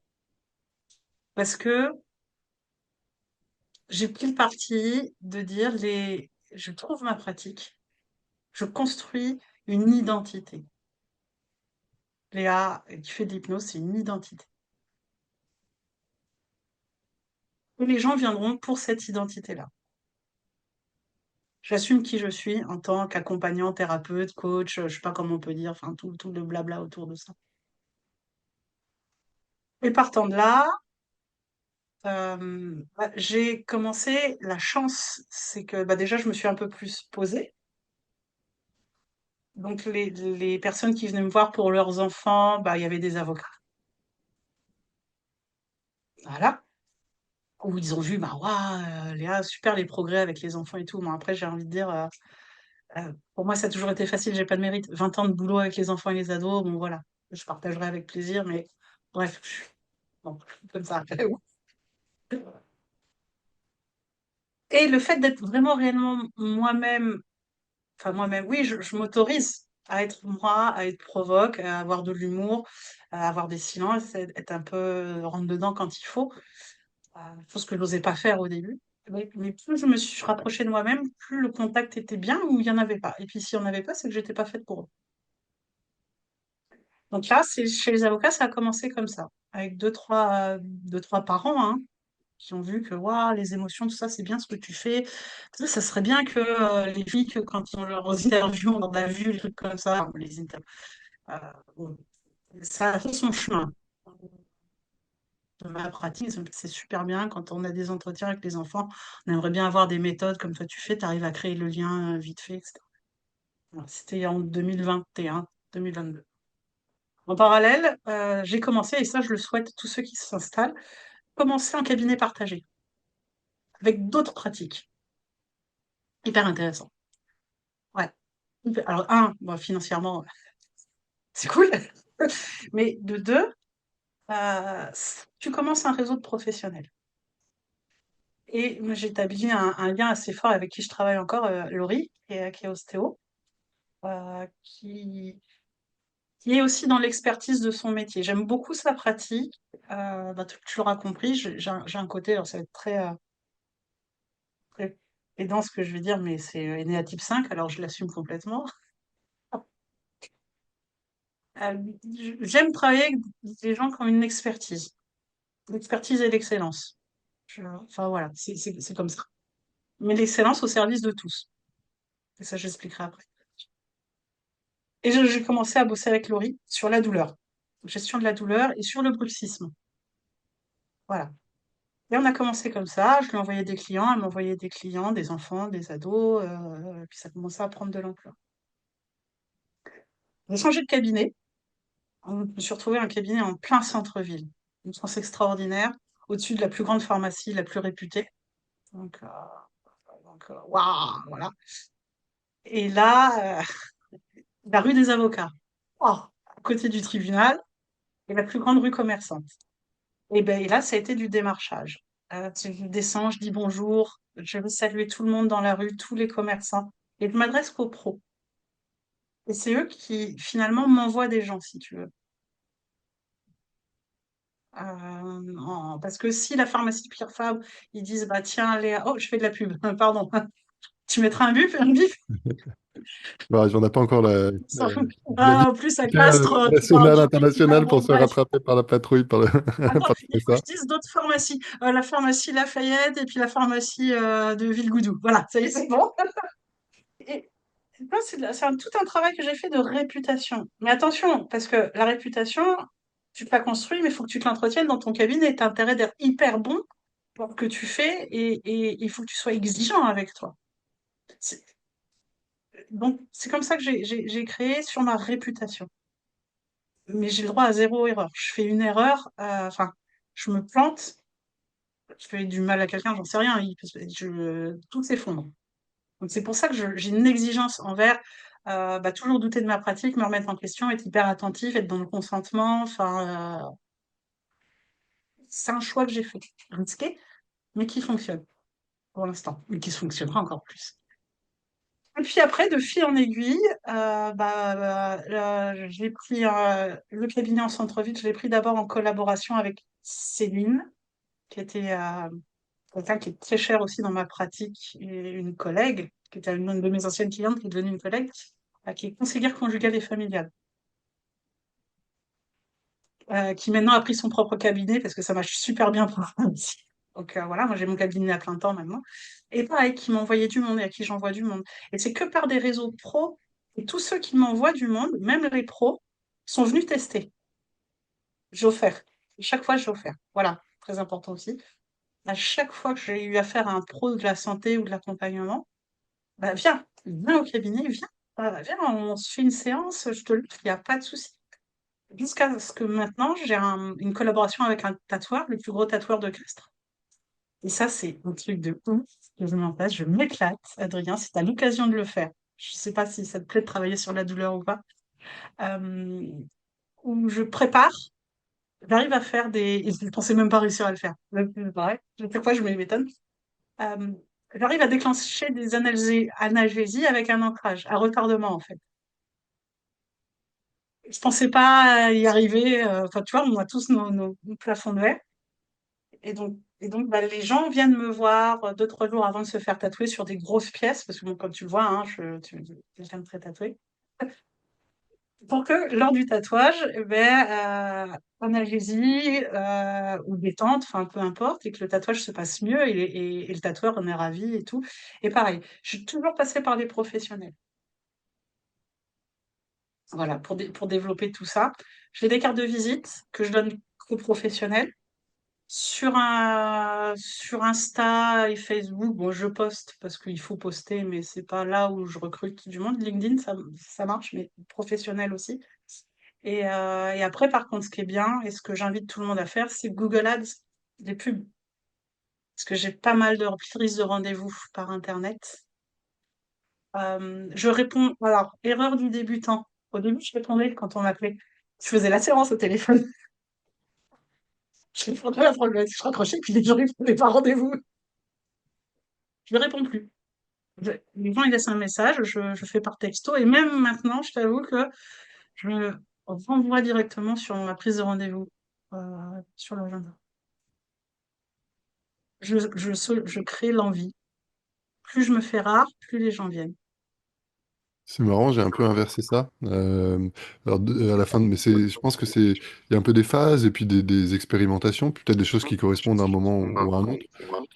Quand Dolib a été interrompu pour les non-professionnels, du coup, bon, voilà, moi j'ai mon cabinet qui tournait pas mal, donc je n'ai pas eu envie de reprendre une solution de réservation en ligne.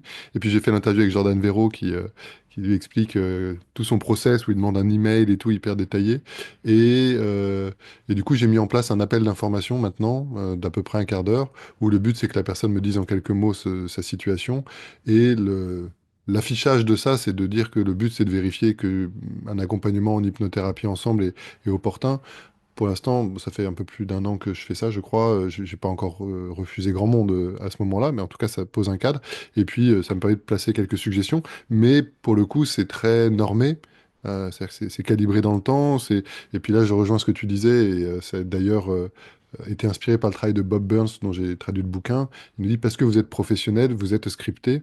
Et donc, en tout cas, je résonne très fort avec ce que tu disais. Pour pouvoir, enfin, il faut prévoir l'imprévu. Il faut pour pouvoir improviser. Pour pouvoir improviser avec justesse en tant que professionnel, si tu veux improviser, si tu n'es pas musicien professionnel, on s'en fout, tu improvises, tu peux faire du bruit avec une guitare, c'est pas le sujet.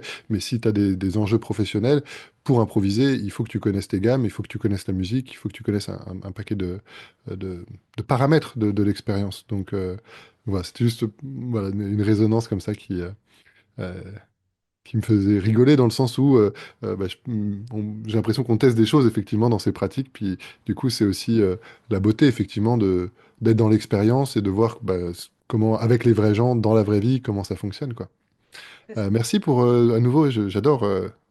Enfin, je suis très content d'être avec toi aujourd'hui et je trouve que ouais, en, suivant des en fonction des interviews, le niveau de précision et de partage concret est pas toujours le même. Et là, je trouve que tu nous donnes beaucoup de choses, donc c'est super, merci beaucoup. Euh, Avant que tu nous parles peut-être du coup de la formation que tu proposes pour les professionnels, je voulais, comme tu as une super expertise sur les enfants et sur les ados, à nouveau, l'idée c'est pas de faire une formation sur le sujet, mais pour les gens que ça Il y en intéresse. aura une. Ok, super. Pour les gens que ça intéresse ou qui seraient curieux, euh, qu'est-ce que tu pourrais nous dire? Quelles sont les spécificités principales, tes techniques ou tes stratégies qui sont vraiment différenciantes? Je pense notamment aux enjeux systémiques avec les parents, comment tu gères les parents Ouais. dans le schéma. Bon, voilà, en quelques mots, les takeaways, voilà, les enseignements clés que tu pourrais nous partager sur ton travail avec les enfants et ados. Alors, on va faire deux trucs. Le premier, donc comme tu dis, quand tu reçois ado, enfant, là, il n'y a que deux sortes de problématiques, deux racines de problématiques. Soit c'est systémique, et là, à un moment donné, bah, c'est plutôt les parents qu'il faut accompagner. Soit ça ne l'est pas. Et là, c'est bon. Toujours avoir ça en tête. Donc pour ça, je fais l'entretien préalable avec les parents, ou le parent. Je suis dans l'observation du parent, et pas de l'enfant. La règle que je pose, que je leur dis, je dis, bah voilà, ici, donc je m'adresse à l'enfant, direct, quand les gens ils arrivent, ils rentrent dans mon cabinet, et l'enfant arrive, bah tiens Adrien, installe-toi là où tu veux, et puis maman ou papa se mettra dans l'autre fauteuil, j'ai trois fauteuils, dans l'autre fauteuil, et puis moi je prendrai le dernier. Et je m'adresse à l'enfant, dis-moi, est-ce que tu sais pourquoi tu es venu? Pas beaucoup. Je dis, c'est maman qui t'a traîné par les cheveux. Ah, donc, l'humour, hein, humour, toujours. Je passe beaucoup avec l'humour et la provoque. C'est un deux trucs. Et pareil, il y aura des formations là-dessus. Je fais des teasers. Et si tu veux, là, là, comme ça, l'enfant, souvent, il sait pas. Donc, je dis, bah, c'est toi qui expliques ou c'est maman ou papa. Et là, pendant que les gens expliquent, si tu veux, j'ai un coin, j'ai aménagé un super coin. Il y a Molly, c'est mon assistante. Tu la connais, je crois que tu avais vu les photos. Voilà. Donc, il y a Molly, j'ai des petits coffres en jeu et tout. Donc, soit l'enfant, il va jouer, soit il reste, n'importe. Et je lui dis, si maman ou papa, il dit des bêtises, ici, tu as le droit de lui couper la parole. C'est autorisé. Parce que c'est ta séance à toi. Là, les parents m'expliquent. J'écoute pas forcément ce que le parent raconte. J'avoue. Enfin, je sais pourquoi ils sont là, hein. Parce que sur les enfants et les ados, j'appelle par contre. Quand il y a des rendez-vous, là, j'appelle. Je rappelle derrière. Ok. Voilà. J'ai toujours un échange préalable au téléphone avec eux. Et là, j'observe. Et là, je vois tout de suite, hein, tu le sens, 20 ans d'expérience, si c'est plutôt maman qui a super peur et c'est pour ça que l'enfant ne dort pas ou pas. Voilà. Et ensuite, euh, je leur dis, bah voilà, maintenant, on va être papa et maman à la porte, hein, parce que c'est entre nous, ça va se jouer. Dehors. Les dos sont très courts, quand je dis ça. Et les enfants, la plupart du temps, ils sont OK. Et quand ils sont pas OK, c'est parce qu'ils sentent que papa ou maman n'est pas, tu vois, les mamans surprotectrices. Je dis, ok, bah pour cette séance, moi, ça me dérange pas. Maman, elle peut rester. Et la poitrine, par contre, elle reste pas. Donc, je mets la mère derrière, dans mon bureau qui est derrière, et les fauteuils, je les installe de dos. Donc, si tu veux, la mère est derrière et l'enfant ne peut pas voir le parent. Et moi, je m'en fous, j'ai rien à cacher. Les parents, ils peuvent rester pendant ma pratique. Je m'en fous. Le seul truc qui est chiant, c'est que l'enfant, il va pas dire forcément tout ce qu'il a à dire ou s'exprimer. Tu vois? Et là, je pars sur ma séance. Et souvent, c'est le parent qui part en transe. J'avoue. Alors, je le dis, j'espère qu'il y a, bon, m'en fout s'il y a des parents qui écoutent, mais je me fais un malin plaisir quand les enfants restent. Euh, toujours commencer par un lieu imaginaire, ça et tout, descriptif. Je prends bien ma voix, tu sais, que je fais partir le parent. Et tout, on est tranquille. On peut, enfin bon, bref. Voilà. Et donc ça, c'est les deux trucs. Et quand ça vient de la systémie, j'utilise une phrase que Carole, donc toujours pareil, hein, merci Carole, que j'ai expliqué à Carole, Carole Chat, pour ceux qui ne connaissent pas Carole. Où en fin de séance, je dis à l'enfant, bah merci de m'avoir emmené maman parce que je crois que c'est avec elle qu'il faut que je travaille. Ça pique, mais j'adore. Ouais, franchement, je suis peut-être un peu rude, mais je le dis aux parents aussi au début. Je dis, vous savez, ici, les enfants sont contents de venir, les parents un peu moins. Je pose le truc. Parce que maintenant, je suis OK à pousser la provoque jusqu'au bout, quitte à aller au conflit, j'ai pas peur. Parce que si ça pique en face, enfin, je sais pas comment dire, je suis OK avec moi là-dessus. L'enfant, c'est quelque chose de précieux. Enfin, voilà, dans tout mon parcours, voilà. Faire du mal à un adulte, j'ai envie de te dire, c'est pas moins grave, mais je m'en fous presque. Mais abîmer un enfant, non, c'est juste inconcevable pour moi. Voilà, c'est mes valeurs, ça me paraît, on peut avoir plein de discussions là-dessus aussi. Et puis après, bah, ma pratique avec les enfants, c'est le jeu. Le jeu, 20 ans dans l'animation, c'est, c'est se mettre à sa hauteur à lui. Et un enfant, c'est un être humain. C'est un être humain. C'est pas un genre, c'est pas une personne, un adulte, en fait. C'est un être humain. Et c'est un être humain à part entière, pas des émotions. Il a sa perception déjà, même à 6 ans, il a sa perception du monde. Et on n'est personne pour se mettre en posture haute avec eux. Si tu te mets en posture haute avec un enfant, perdu. Si tu te mets en posture haute avec un ado, c'est de l'échange. C'est juste de l'échange et c'est à leur rythme. Puis après, il y a toute la connaissance des publics que je peux avoir, le temps d'attention d'un enfant qui est beaucoup plus réduit. Faire des pauses, moi, je ne vais pas tout dire, sinon je vais plus pouvoir vous proposer ma formation. Mais voilà, un enfant, s'il veut pas te parler, ok, eh ben, viens, on joue. Jouer, c'est rentrer en transe, déjà. Ok? Tu dois le voir avec tes enfants, ils jouent, ils sont dans leur monde. Le dinosaure qui attaque la tortue et tout. Ok, bah vas-y, fais appel à ton enfant intérieur et puis tu prends un Playmobil, j'en sais rien, j'attaque et tout là. Donc tu rentres dans le jeu et tout. Puis là, d'un coup, tu dis, tiens, et lui, voilà, dans tout ça, le sommeil. S'il y en a un qui devrait être le sommeil, tu réfléchis, c'est lequel? Ah, c'est lui. Ok, ah, mais qu'est-ce qu'on fait avec et tout, machin. Tu discutes, tu fais ton préalable comme ça, et puis après, t'as plein de techniques, plein de jeux, voilà, et l'ado, c'est pareil. L'ado, c'est si t'as pas envie de parler, tu parles pas, hein. Je m'en fous, hein. Moi, j'ai eu des séances sur 45, ça fait 30 minutes, 40 minutes max, pas besoin de plus. J'ai eu avec des ados. Une fois, il y en a une, j'ai pas réussi, donc c'est OK. Mais la plupart du temps, ouais, je peux laisser jusqu'à 20 minutes de silence, c'est pas grave. Moi, le silence, ça me dérange pas. Eux, ça les fait chier. Oui, il y en a aucun qui a sorti son téléphone portable, et pourtant, je l'interdis pas, tu vois. Donc ça, je suis assez contente quand même. Mais voilà, quoi. Et après, il y a plein d'autres trucs, mais je vais pas tout dévoiler là, Non, sinon, non, c'est pas le, il faut bien que je mange un peu aussi. c'est pas le cadre. Euh, non, merci à nouveau pour ces apports très concrets. C'est vrai que les silences longs, je serais curieux de savoir comment tu mesures, parce qu'effectivement, euh, c'est pas la même chose si la personne, dans le silence, dans cet espace, son intuition, son inconscient, sa partie créative l'aide à développer une super transe, versus si la personne, elle part dans son dialogue intérieur, qui pourrait être assimilé à une transe négative, mais qui en tout cas sera pas satisfaisant en disant, c'est quoi ce truc, elle est nulle, elle me parle pas, mais n'importe quoi, etc. Euh, bah tiens, allez, comme la question se pose, est-ce que t'as une manière de vérifier ça? Tu poses la question, tu laisses vraiment des blocs de 20 minutes de silence. Alors dans ce cas, tu es dans l'hyper-observation, des micro-expressions, et tant que tu vois que ça travaille, tu continues de laisser se dérouler. Ça ressemble à peu près à ça. Ouais. Euh, pour moi, il n'y a pas de trans négative ou de trans positive. En fait, il n'y a que des trans. Parce que même si elle est dans son marasme interne, de toute façon, les gens, quand ils viennent te voir, ils sont déjà en hypnose sur leurs problèmes.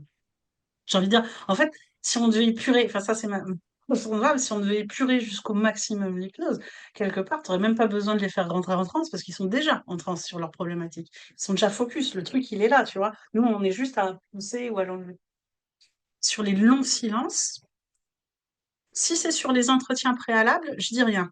Donc la personne, elle n'est pas en transe, hein, si elle en a toute conscience. Je reste dans l'observation, des micro-expressions et tout. Je bouge plus. Je regarde.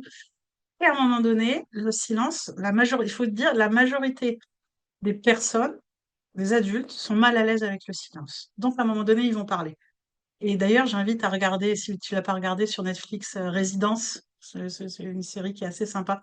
Où elle est détective et elle pratique ça, le silence. Et j'ai adoré parce que ce qu'elle fait, quand elle interroge les gens, c'est exactement ce que je fais au cabinet, en fait. Je dis rien et je regarde. Comme là, je suis en train de te regarder, je sais pas si t'as vu, mon regard, il a changé. Et juste, voilà, tu vois, je l'ai travaillé, ça aussi. Donc là, toujours il y a les infos. Quand c'est les enfants sur l'entretien préalable et qui ne veut pas parler, je laisse du silence et je dis, bah regarde, tu peux jouer si tu veux, tu peux dessiner, machin et tout. Et la plupart du temps, l'enfant ou l'ado, il va se lever ou il va les regarder, tu vois, et puis à un moment donné, ils sont curieux. L'enfant et l'ado est curieux. Il y a toujours un truc. J'ai un bol tibétain. Alors, j'ai la tête comme ça, hein, le mercredi soir. Bol tibétain. Ils adorent. Ils le prennent. Ah, bah, vas-y. Ouais, ta musique. Et tu vois, il y a toujours une solution. Il y a toujours une solution. Et s'il n'y a pas de solution, c'est que ça ne relève pas de mes compétences. Et là, il faut orienter. Pédopsie ou machin. Et en transe, bah, les silences, je suis sur l'observation des micro-expressions. Mais si tu veux, sur l'entretien préalable, je leur dis aussi, je dis, autorisez-vous à me dire si ça va pas.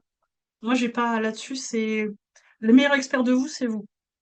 Moi, je vais tenter plein de choses. Il y a des choses qui vont super bien marcher, d'autres qui vont pas marcher. Dites-le moi. Le but du jeu, c'est que je m'adapte à vous. Donc, si vous vous faites chier, si vous vous déconnectez, si vous pensez à la liste de courses, c'est OK, dites-le moi. Hein, ça dire, ah putain, j'ai décroché, je pense à ma liste de courses. OK, il y a quoi dans cette liste de courses? Tu vois? Et là, il y a ça, il y a ça, il y a ça. OK. Bon, maintenant, elle est faite, la liste de courses? Oui, OK. Bon. Et l'endroit où vous êtes, il est comment? Et puis voilà, on a. Super. Sur l'accompagnement des enfants et des ados, moi j'ai été formé par Anne-Catherine André, je sais pas si tu connais, une personne Ouais. super aussi. J'ai pas fait la formation de Carole, malheureusement on peut pas tout faire. Et du coup j'ai pris le principe d'Anne-Catherine qui propose pour la première séance, pour le coup, de même pas recevoir l'enfant. C'est-à-dire de faire un entretien uniquement avec les parents dans la perspective, et j'ai trouvé ça intéressant, de minimiser les risques pour l'enfant, parce que je partage ton point de vue, c'est tellement précieux. Moi, c'est vrai que je suis toujours avec des pincettes quand je travaille avec des enfants ou des ados, en même temps avec un côté extatique de me dire, Waouh, c'est un moment de la vie où il y a encore tellement de souplesse et de possibilités de réorganisation, même au niveau des structures que waouh, ça peut être vraiment très beau et ça peut être vraiment des expériences qui peuvent changer la vie. J'ai un frisson en t'en parlant. Mais bon, en même temps, si on fait de la Chaud. merde, on peut faire de la merde, entre guillemets. Bon, j'ai quand même plutôt eu des convictions sur le fait que comment dire, les gens ont des mécanismes de protection, mais bon, voilà, c'est pas anodin. Et donc voilà, l'idée, c'est effectivement de nettoyer le terrain, entre guillemets, s'assurer que si l'enjeu est systémique, que donc c'est pas le symptôme n'appartient pas à l'enfant, d'éviter de le mettre dans la position justement de celui qui aurait un problème à régler. Donc voilà, je voulais juste pour nos auditeurs, auditrices éclairer. Je pense pas qu'il y ait une bonne manière de faire. C'est à la Non, fois la non. beauté et la difficulté de nos métiers. Et c'est aussi le but de ces interviews, c'est qu'on vienne donner du volume à nos pratiques en explorant ce qui peut être similaire, où on se retrouve, et puis là où il peut y avoir des manières de faire qui sont différentes. Euh, Et après, dans ce que oui, tu dis, c'est pour ça que j'appelle les parents avant. Tu vois, en fait, je suis d'accord avec toi. Je le rappelle toujours, un rendez-vous ado-enfant que je ne connais pas, j'appelle toujours au préalable. Et pareil, je me dis non, écoutez, là, c'est faut peut-être aller voir ça ou ça. Voilà. Après, si tu veux, la moitié des enfants que j'ai au cabinet, ils sont déjà bien abîmés parce que malheureusement, c'est les avocats qui me les envoient, hein. Ouais. Donc, voilà, donc c'est encore plus extraordinaire. Donc, j'arrive à créer l'alliance. Et bah, tu vois, rien en parlant, ouais, j'ai eu la chance de partager des belles victoires de justice. Et ça fait plaisir. Et pour ceux qui veulent s'aventurer là-dedans, d'ailleurs, je donne un autre conseil, d'accord? Euh, Faites-vous accompagner par un avocat. Parce qu'à un moment donné, le juge, il va vous demander, ou le procureur ou l'avocat va vous demander de témoigner, enfin, par faire un courrier écrit ou des choses comme ça. Euh, Après, il faut avoir les épaules pour l'assumer ou pas. D'accord? Donc, faites-vous accompagner par un avocat. C'est pas une dépense, c'est un investissement. Si vous voulez voilà, continuer dans l'aide aux victimes, c'est un travail qui est génial sur les enfants et les ados parce que sur les adultes aussi, mais j'éprouve, c'est différent, tu vois, sur l'enfant, il y a un truc, comme tu dis, les structures sont pas figées, donc il y a une chance de faire un adulte moins abîmé qu'un adulte qui a déjà vécu un trauma. Voilà, malheureusement, c'est comme ça. Euh, donc voilà, soyez prudents. Faites-vous accompagner par un avocat. Quand c'est un avocat qui vous les envoie, moi je suis en lien avec chaque avocat qui m'envoie des enfants et des ados. Si c'est l'avocat de l'enfant ou de l'ado ou si c'est l'avocat de la famille. Peu importe. Je suis en lien. Tous les courriers, les comptes rendus de suivi restent très vastes. Je suis pas psy, donc je peux pas poser de diagnostic. Je constate un état. Je pose juste une constatation de ce que j'observe, de par les émotions de l'enfant et de son comportement. Point. Et après, bah, je peux être inquiète quant à un machin, quant à truc. Et à chaque fois, je fais relire par mon avocate le document avant de l'envoyer. Voilà. Je sais pas comment j'en suis venue là. Ah, les parents. Parce que oui, c'est pour ça que j'appelle, parce que des fois, tu as des enjeux de garde. Et l'enfant est un instrument, malheureusement, dans ces cas-là. Ça me vénère, ça, tu peux pas savoir à quel point. Je te jure, hier soir, je devais avoir un entretien comme ça avec des parents, parce que la gamine est morte. Je l'ai annulé, vu que j'ai très mal à ma cheville, et je me suis dit, vaut mieux pas que j'y aille. Je l'ai reporté, parce que j'avais déjà beaucoup mal avec la douleur. Je veux rentrer. C'est pas- mais voilà, c'est un engagement qui est super, cet accompagnement aux victimes. En même temps, soyez solide, quoi. Parce que vous entendez tous les trucs dégueulasses qui peuvent arriver aux enfants aussi. C'est une partie de ma clientèle, mais c'est OK. Parce que, comme tu le dis, il y a ce truc qui est merveilleux, qui fait qu'en une ou deux séances, même si ça a été affreux, ça reviendra qu'ils sont peut-être ou pas. Mais voilà, ça bouge et tout. J'ai l'impression que tu nous dis en filigrane aussi ce que tu as dit au début, à savoir un peu se connaître en tant qu'être humain, en tant qu'accompagnant, et voir ce qui nous fait résonner. Donc c'est très beau. Moi, je fais pas d'accompagnement de victimes. Ça a l'air d'être magnifique. C'est très beau l'accompagnement des enfants qui sont pas des victimes. Euh, quand j'ai fait la formation en accompagnement des traumas avec Evelyne Joss, tu fais 3 jours à être que sur des traumas massifs. Je fais bon, je suis content d'être formé, je suis content de pouvoir accompagner, je suis content que ce soit pas mon travail exclusif parce que recevoir des personnes qui ont vécu des trucs horribles toute la journée, il faut avoir les épaules aussi. Et en tout cas, effectivement, après à chacun de sentir les sujets et les environnements qui nous parlent, mais ça peut être, même si ça peut être très dur, ça peut être très beau. J'imagine quand tu es aligné et que ça te correspond, quoi. Le temps file, mais c'est très, très fluide et du coup, je suis ravi. Euh, Tu veux bien nous parler un peu de la formation que tu viens de mettre au point, là, que tu viens de faire atterrir, et puis après, on se rapprochera de la fin de l'entretien.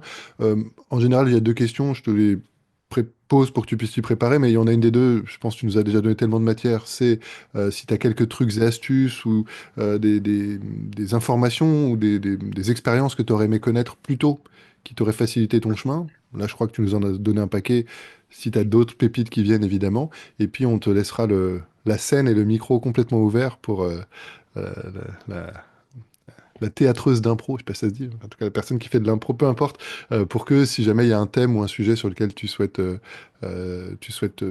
finir l'interview qui mérite notre attention, voilà, que tu aies la liberté voilà, de couvrir les sujets qui te paraissent importants. Avant ça, oui, raconte-nous un peu comment c'est né. Donc, c'est MindUp, c'est ça? C'est Mind une Up formation Pro, MindUp marque Pro, déposée. excellent, avec un registered. Euh, Exactement. comment c'est né? Comment tu l'as mis au point? Évidemment, quel est le contenu, entre guillemets, à qui ça s'adresse? Et le but, bon, évidemment, c'est intéressant que tu nous en parles, peut-être que ça fera écho. C'est aussi pour que les gens qui nous écoutent, ça puisse les aider ou éveiller chez eux peut-être leur créativité, pour que sur les sujets qui les intéressent, où ils ont une expertise, ils puissent s'inspirer de ton travail pour aller justement vers ce genre de propositions. C'est né suite à des demandes du barreau de Castres. Donc, c'est la Société des avocats, hein, l'Ordre des avocats de Castres.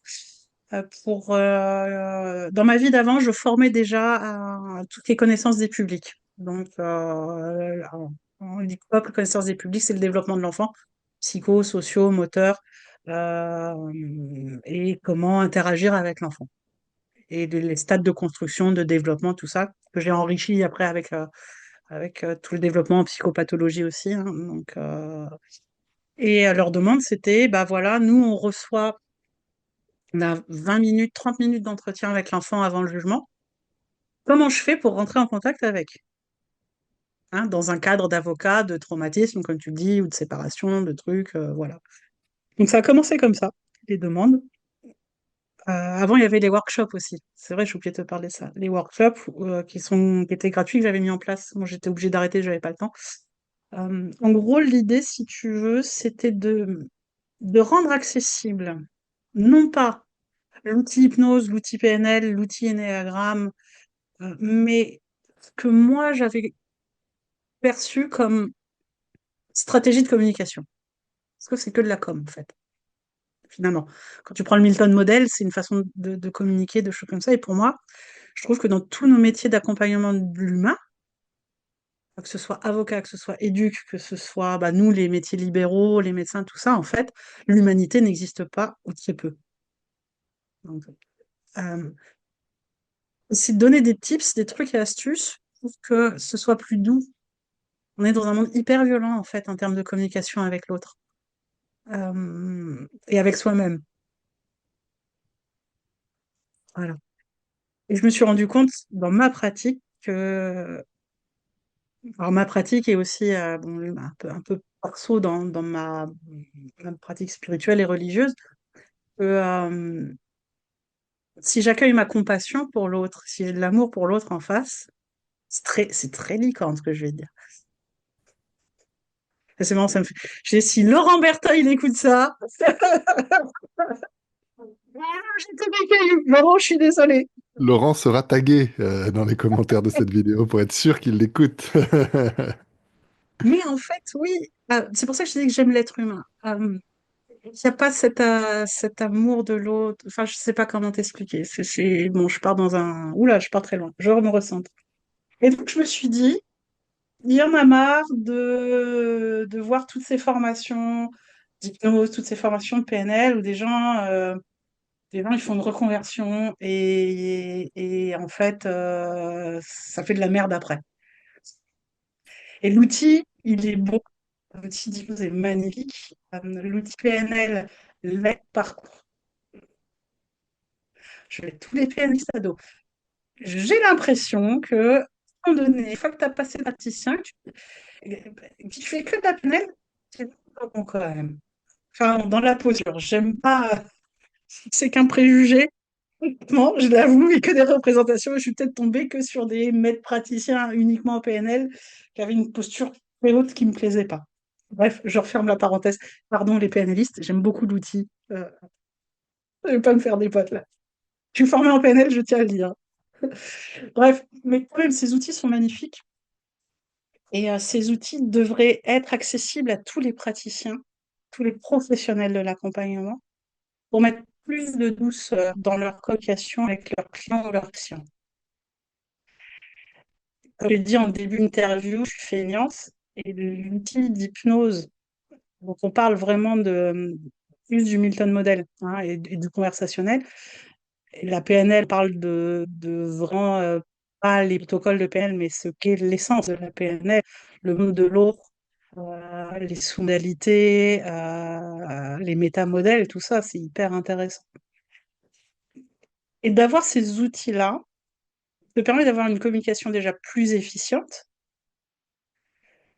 pour retirer toi ce que tu as besoin comme élément, et aussi d'aller dans le monde de l'autre et mettre de la douceur, pour éviter toutes les violences.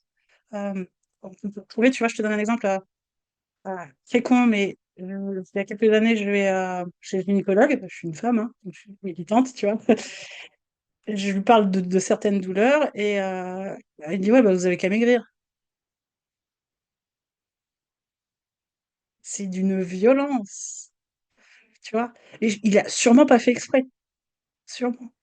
Quand je vois les flics, quand j'ai des gamins qui me racontent leurs auditions, ils sont pas formés. C'est hyper violent, quoi. Voilà. Donc, voilà comment est né Mind Up Pro. Donc, avec des formations qui s'adressent aux entreprises, aux professionnels, aux libéraux. En gros, le prérequis, c'est un numéro de SIRET, ok? Sinon, je ne te prends pas déjà.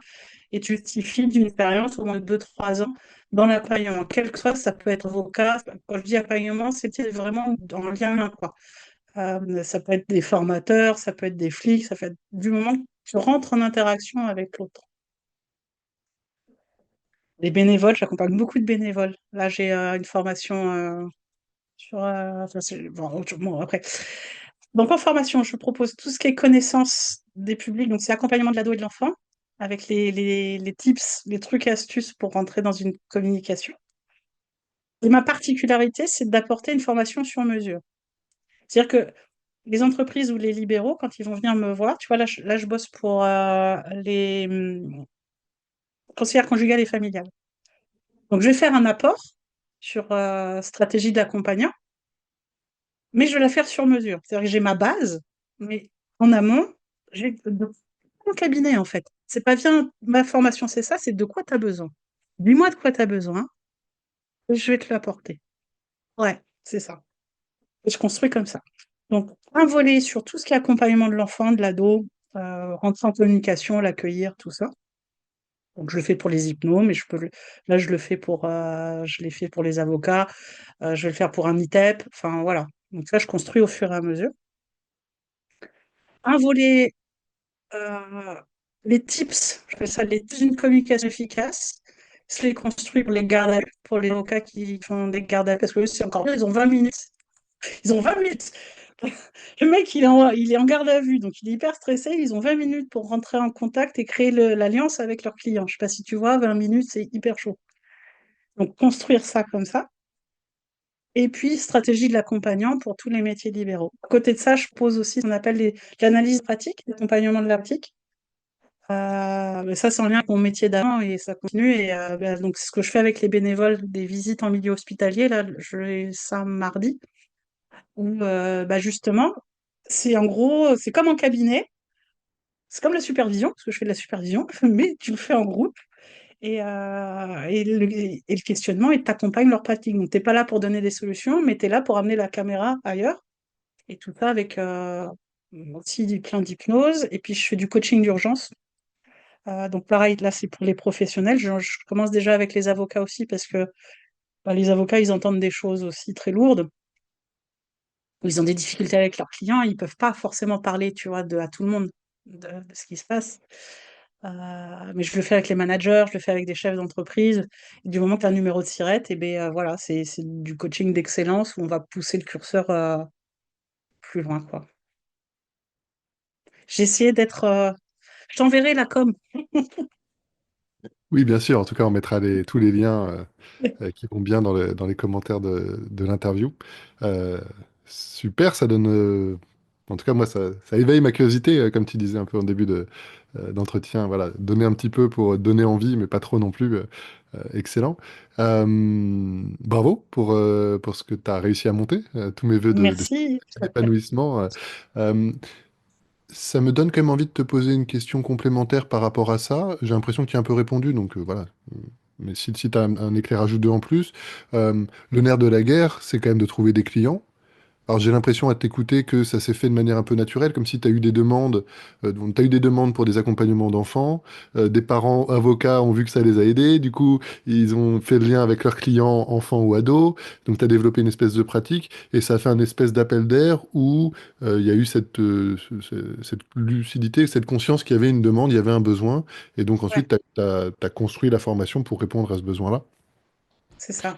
Tu as d'autres stratégies ou techniques pour aller trouver des clients, aller chercher tel type de clients potentiels, ou c'est vraiment voilà, ce réseau, le fait de parler avec les gens, de voir qu'il y a des besoins qui émergent et d'avancer comme ça?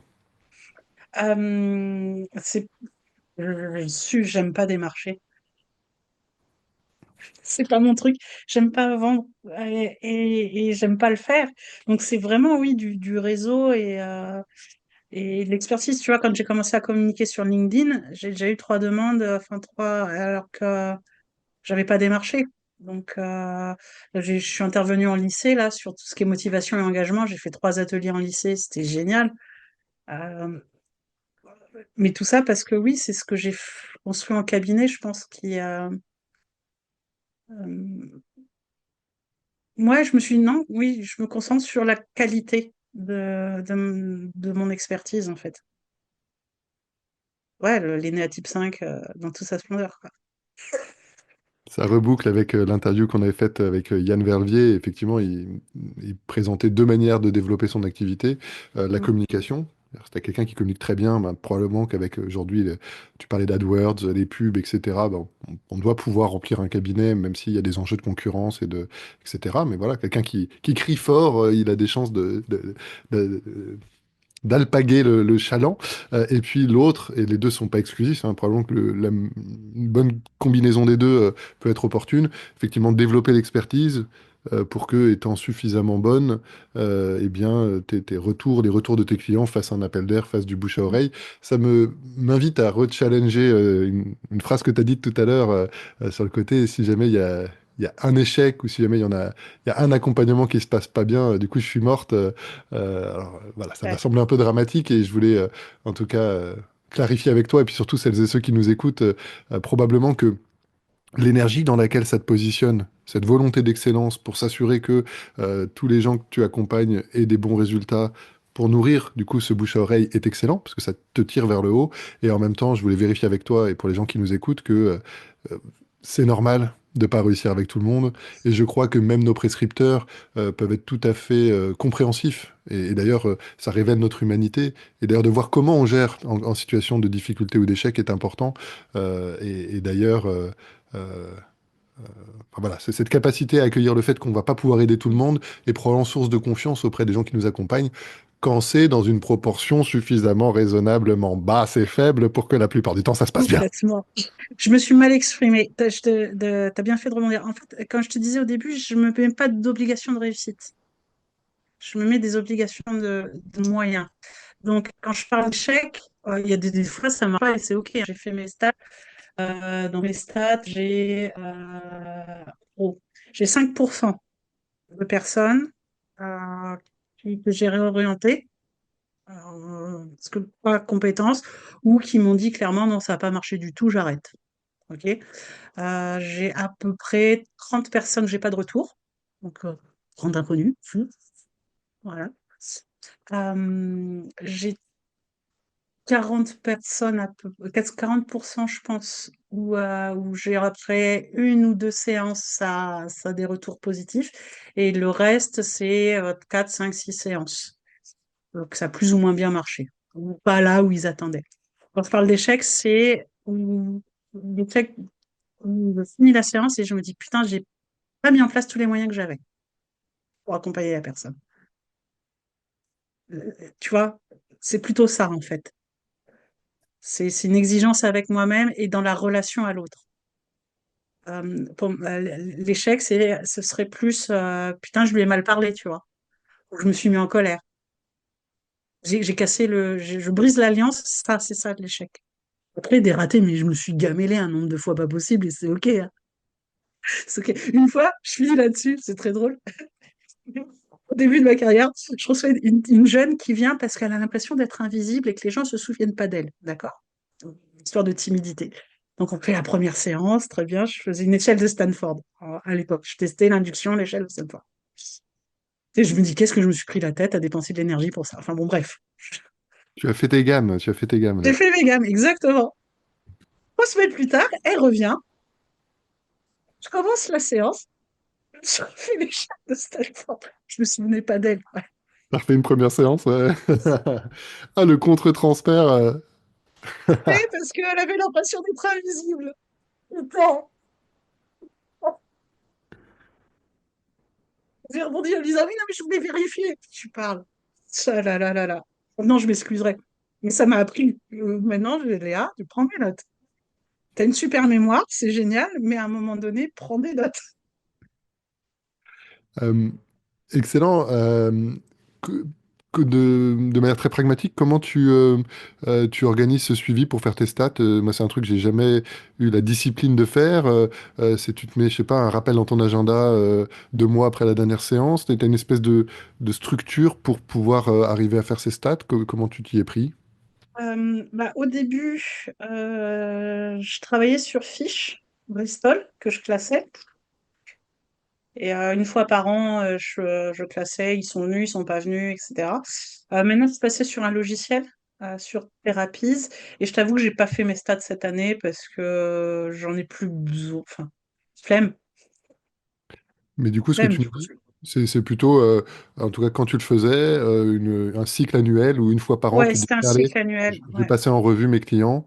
Ok. Je classais, si tu veux, sur une visite, 3 visites et plus de 3 visites, en fait. Pour voir à peu près, moi, me positionner. Tu sais, bah pareil, dire aux gens, voilà, moi, je travaille en temps de séance, etc., pour ma pratique aussi. Et j'observe que souvent, j'amène au changement entre 1 à 4 séances. C'est mon rythme. Et c'était bien de l'observer ça de l'extérieur. Et puis en me disant ça, je dis, tiens, je vais faire des stats. Donc je l'ai fait 2, 3 ans de suite. Et après, c'était à peu près les mêmes stats. Donc je me suis dit, bon, bah, ça va. Enfin, c'est cool, quoi. Enfin, 10% de gens qui sont pas satisfaits, c'est rien, quoi.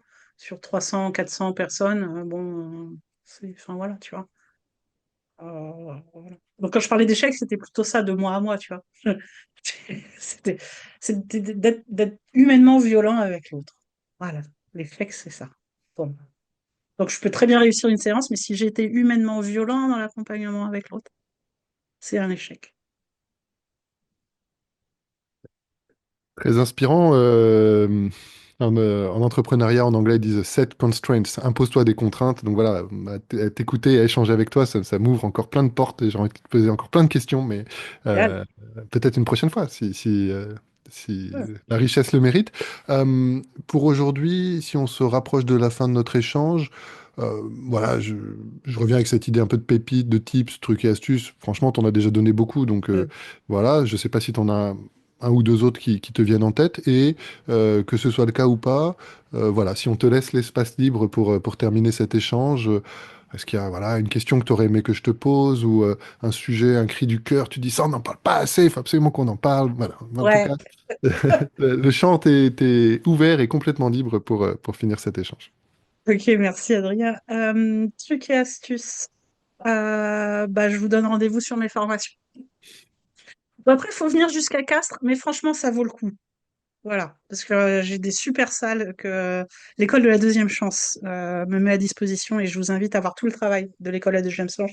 J'ai bossé avec eux, j'ai bossé 1 an avec eux pour eux. Et c'est un travail extraordinaire d'insertion des jeunes avec des équipes de ouf. Donc voilà, un check. Je vous invite à tous ceux dans vos villes à vous rapprocher des écoles de la deuxième chance, peut-être pour faire des interventions aussi, parce qu'il y a besoin de se connaître, parce que les jeunes, ils ont besoin de se connaître, de communiquer, de choses comme ça.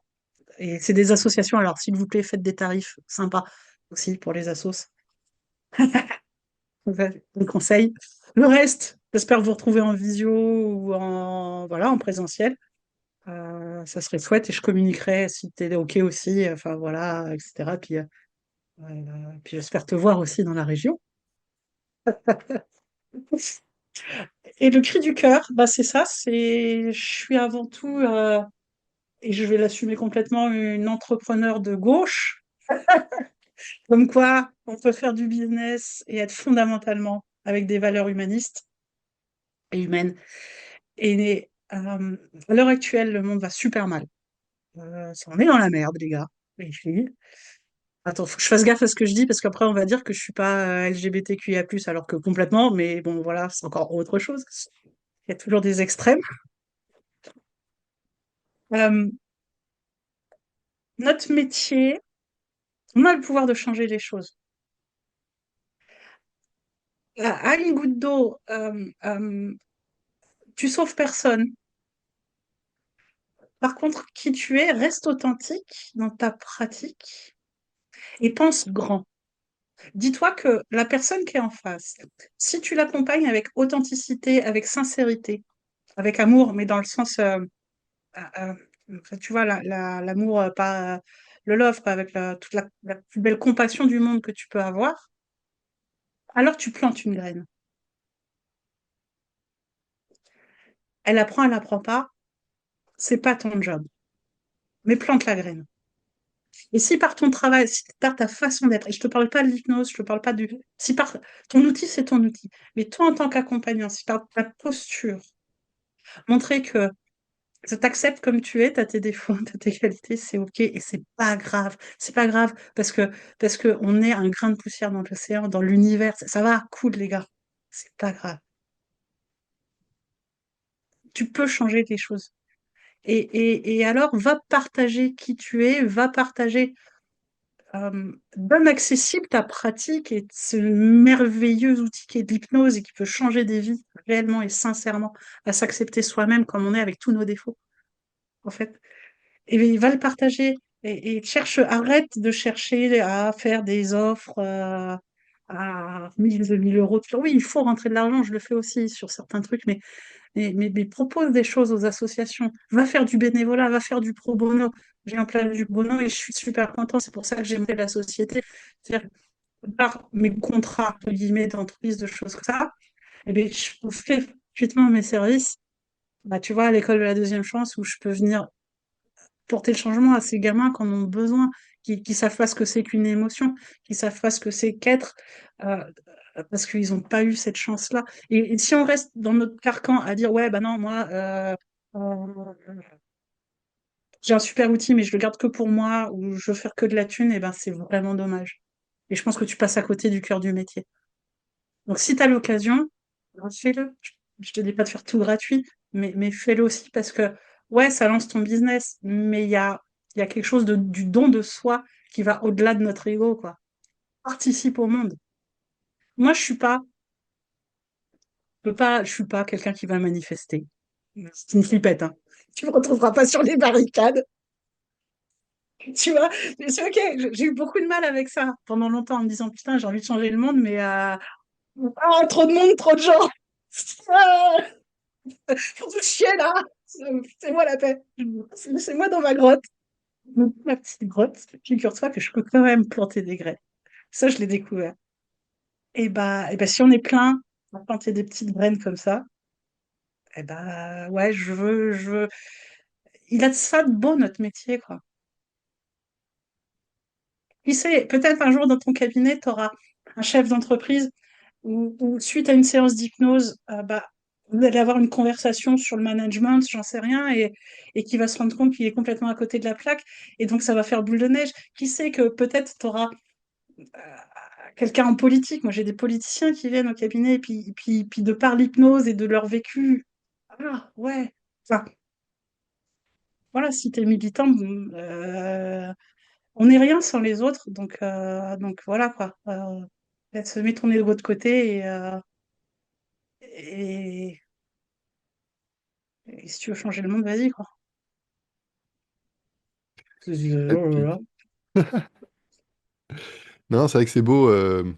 Il y a plein de manières d'être au monde et d'apporter sa contribution. Effectivement, on peut aller faire la révolution sur les barricades et il y a besoin probablement de gens qui portent cette énergie et ces actions. Et puis, il y a aussi plein d'autres espaces. Et d'un point de vue aussi un peu bassement égocentrique, je crois, j'ai la conviction, et on cite Laurent aussi euh, à deux niveaux, là, avec cette citation moi, qui m'avait beaucoup marqué, il disait, rien n'est grave, mais tout est important.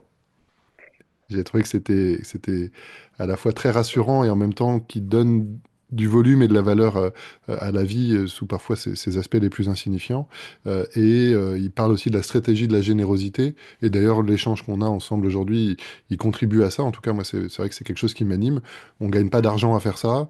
Peut-être qu'on gagne un peu de visibilité, de notoriété, et ça va y contribuer, c'est sûr, mais ça part plutôt d'un mouvement d'envie de partage, d'envie de mettre en Oui. avant, d'apporter de la valeur et de la richesse à notre discipline.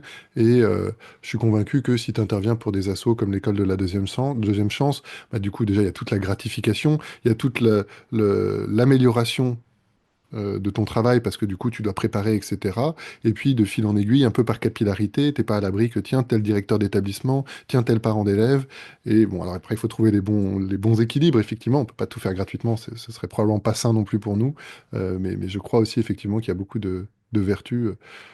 Moi, l'humanisme, ça me saoule un peu parce que je trouve que l'être humain, il fait de la merde. Je serais presque plus pour un vitalisme ou je sais pas, pour prendre soin de la vie. Mais bon, les animaux aussi, ils ont besoin qu'on prenne soin d'eux. Donc, voilà, il y a un peu de... Oui, voilà. C'est ça, c'est choisis ton combat, quoi, mais bats-toi.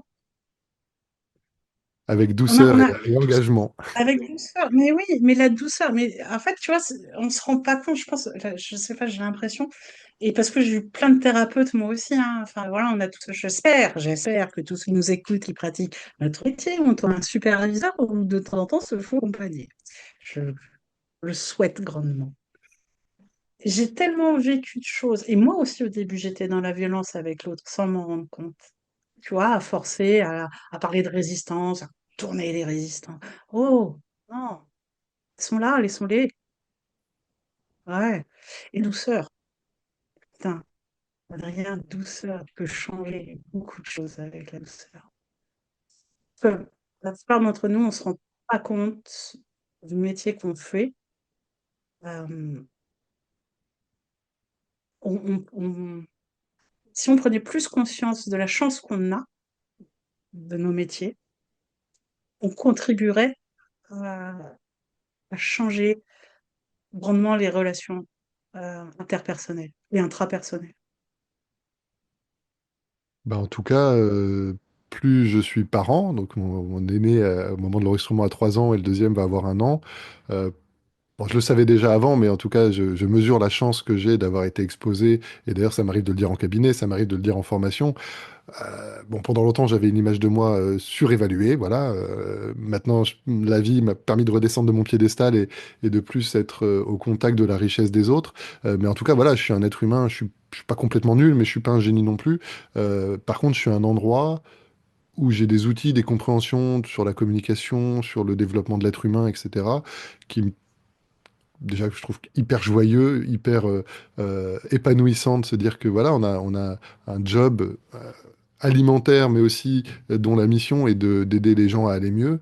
Et effectivement, en tant que parent, bon, la vie c'est complexe, on maîtrise pas tout, mais j'ai l'impression de me prendre moins les pieds dans le tapis que si j'avais pas eu accès à ces connaissances et du coup, effectivement, d'aller vers plus de douceur et de fluidité dans les relations aussi dans le foyer, quoi. Euh, Écoute Léa, merci du fond du cœur.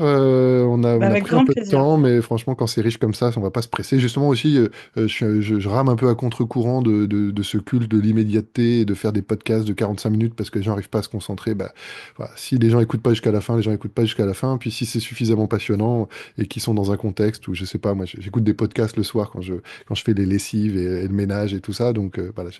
Moi, Euh, c'est quand je cuisine, tu vois. voilà, en tout cas, je suis ravi du moment qu'on a partagé. Ouais. J'ai hâte de le réécouter. Je réécoute tous les enregistrements après pour faire des petits montages et puis écrire un peu le texte de présentation. Et souvent, je redécouvre plein de richesses que j'avais même pas saisies à la première écoute.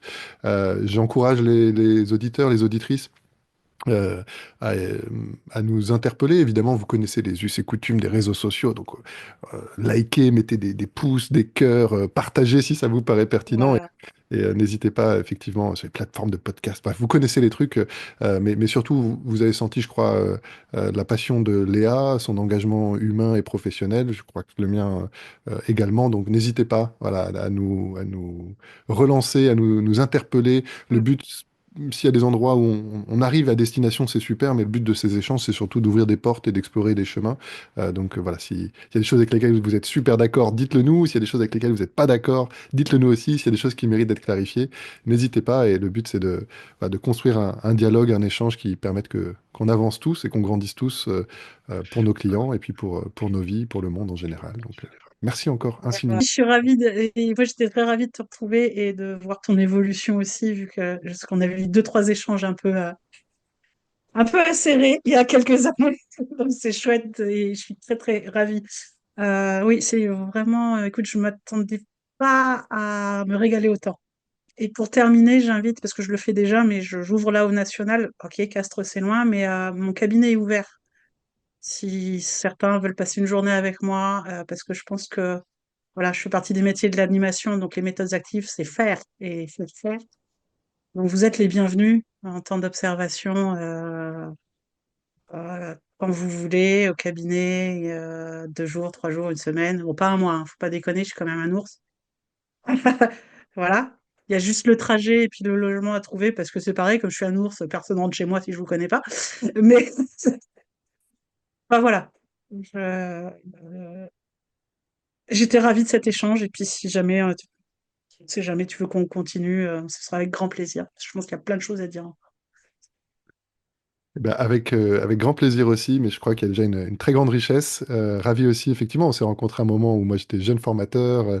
Toi, je pense que tu étais aussi dans ton chemin voilà, vers la douceur et garder ton énergie, ta capacité d'être provoque, etc. Et puis aussi avec voilà, le zeste de recul qui permet d'être au bon endroit. Et c'est cool aussi qu'il y ait de la vie, que les relations soient pas toujours aseptisées et puis que donc voilà, qu'on puisse parfois être pas d'accord et puis s'éloigner, s'approcher. Donc, voilà. En tout cas, je suis vraiment très heureux que tu aies accepté mon invitation et du moment qu'on a partagé. À Super. bientôt. À bientôt. Merci, Adrien. Salut à toi, merci et merci à tous, Salut. toutes et ceux qui nous ont écoutés. Salut.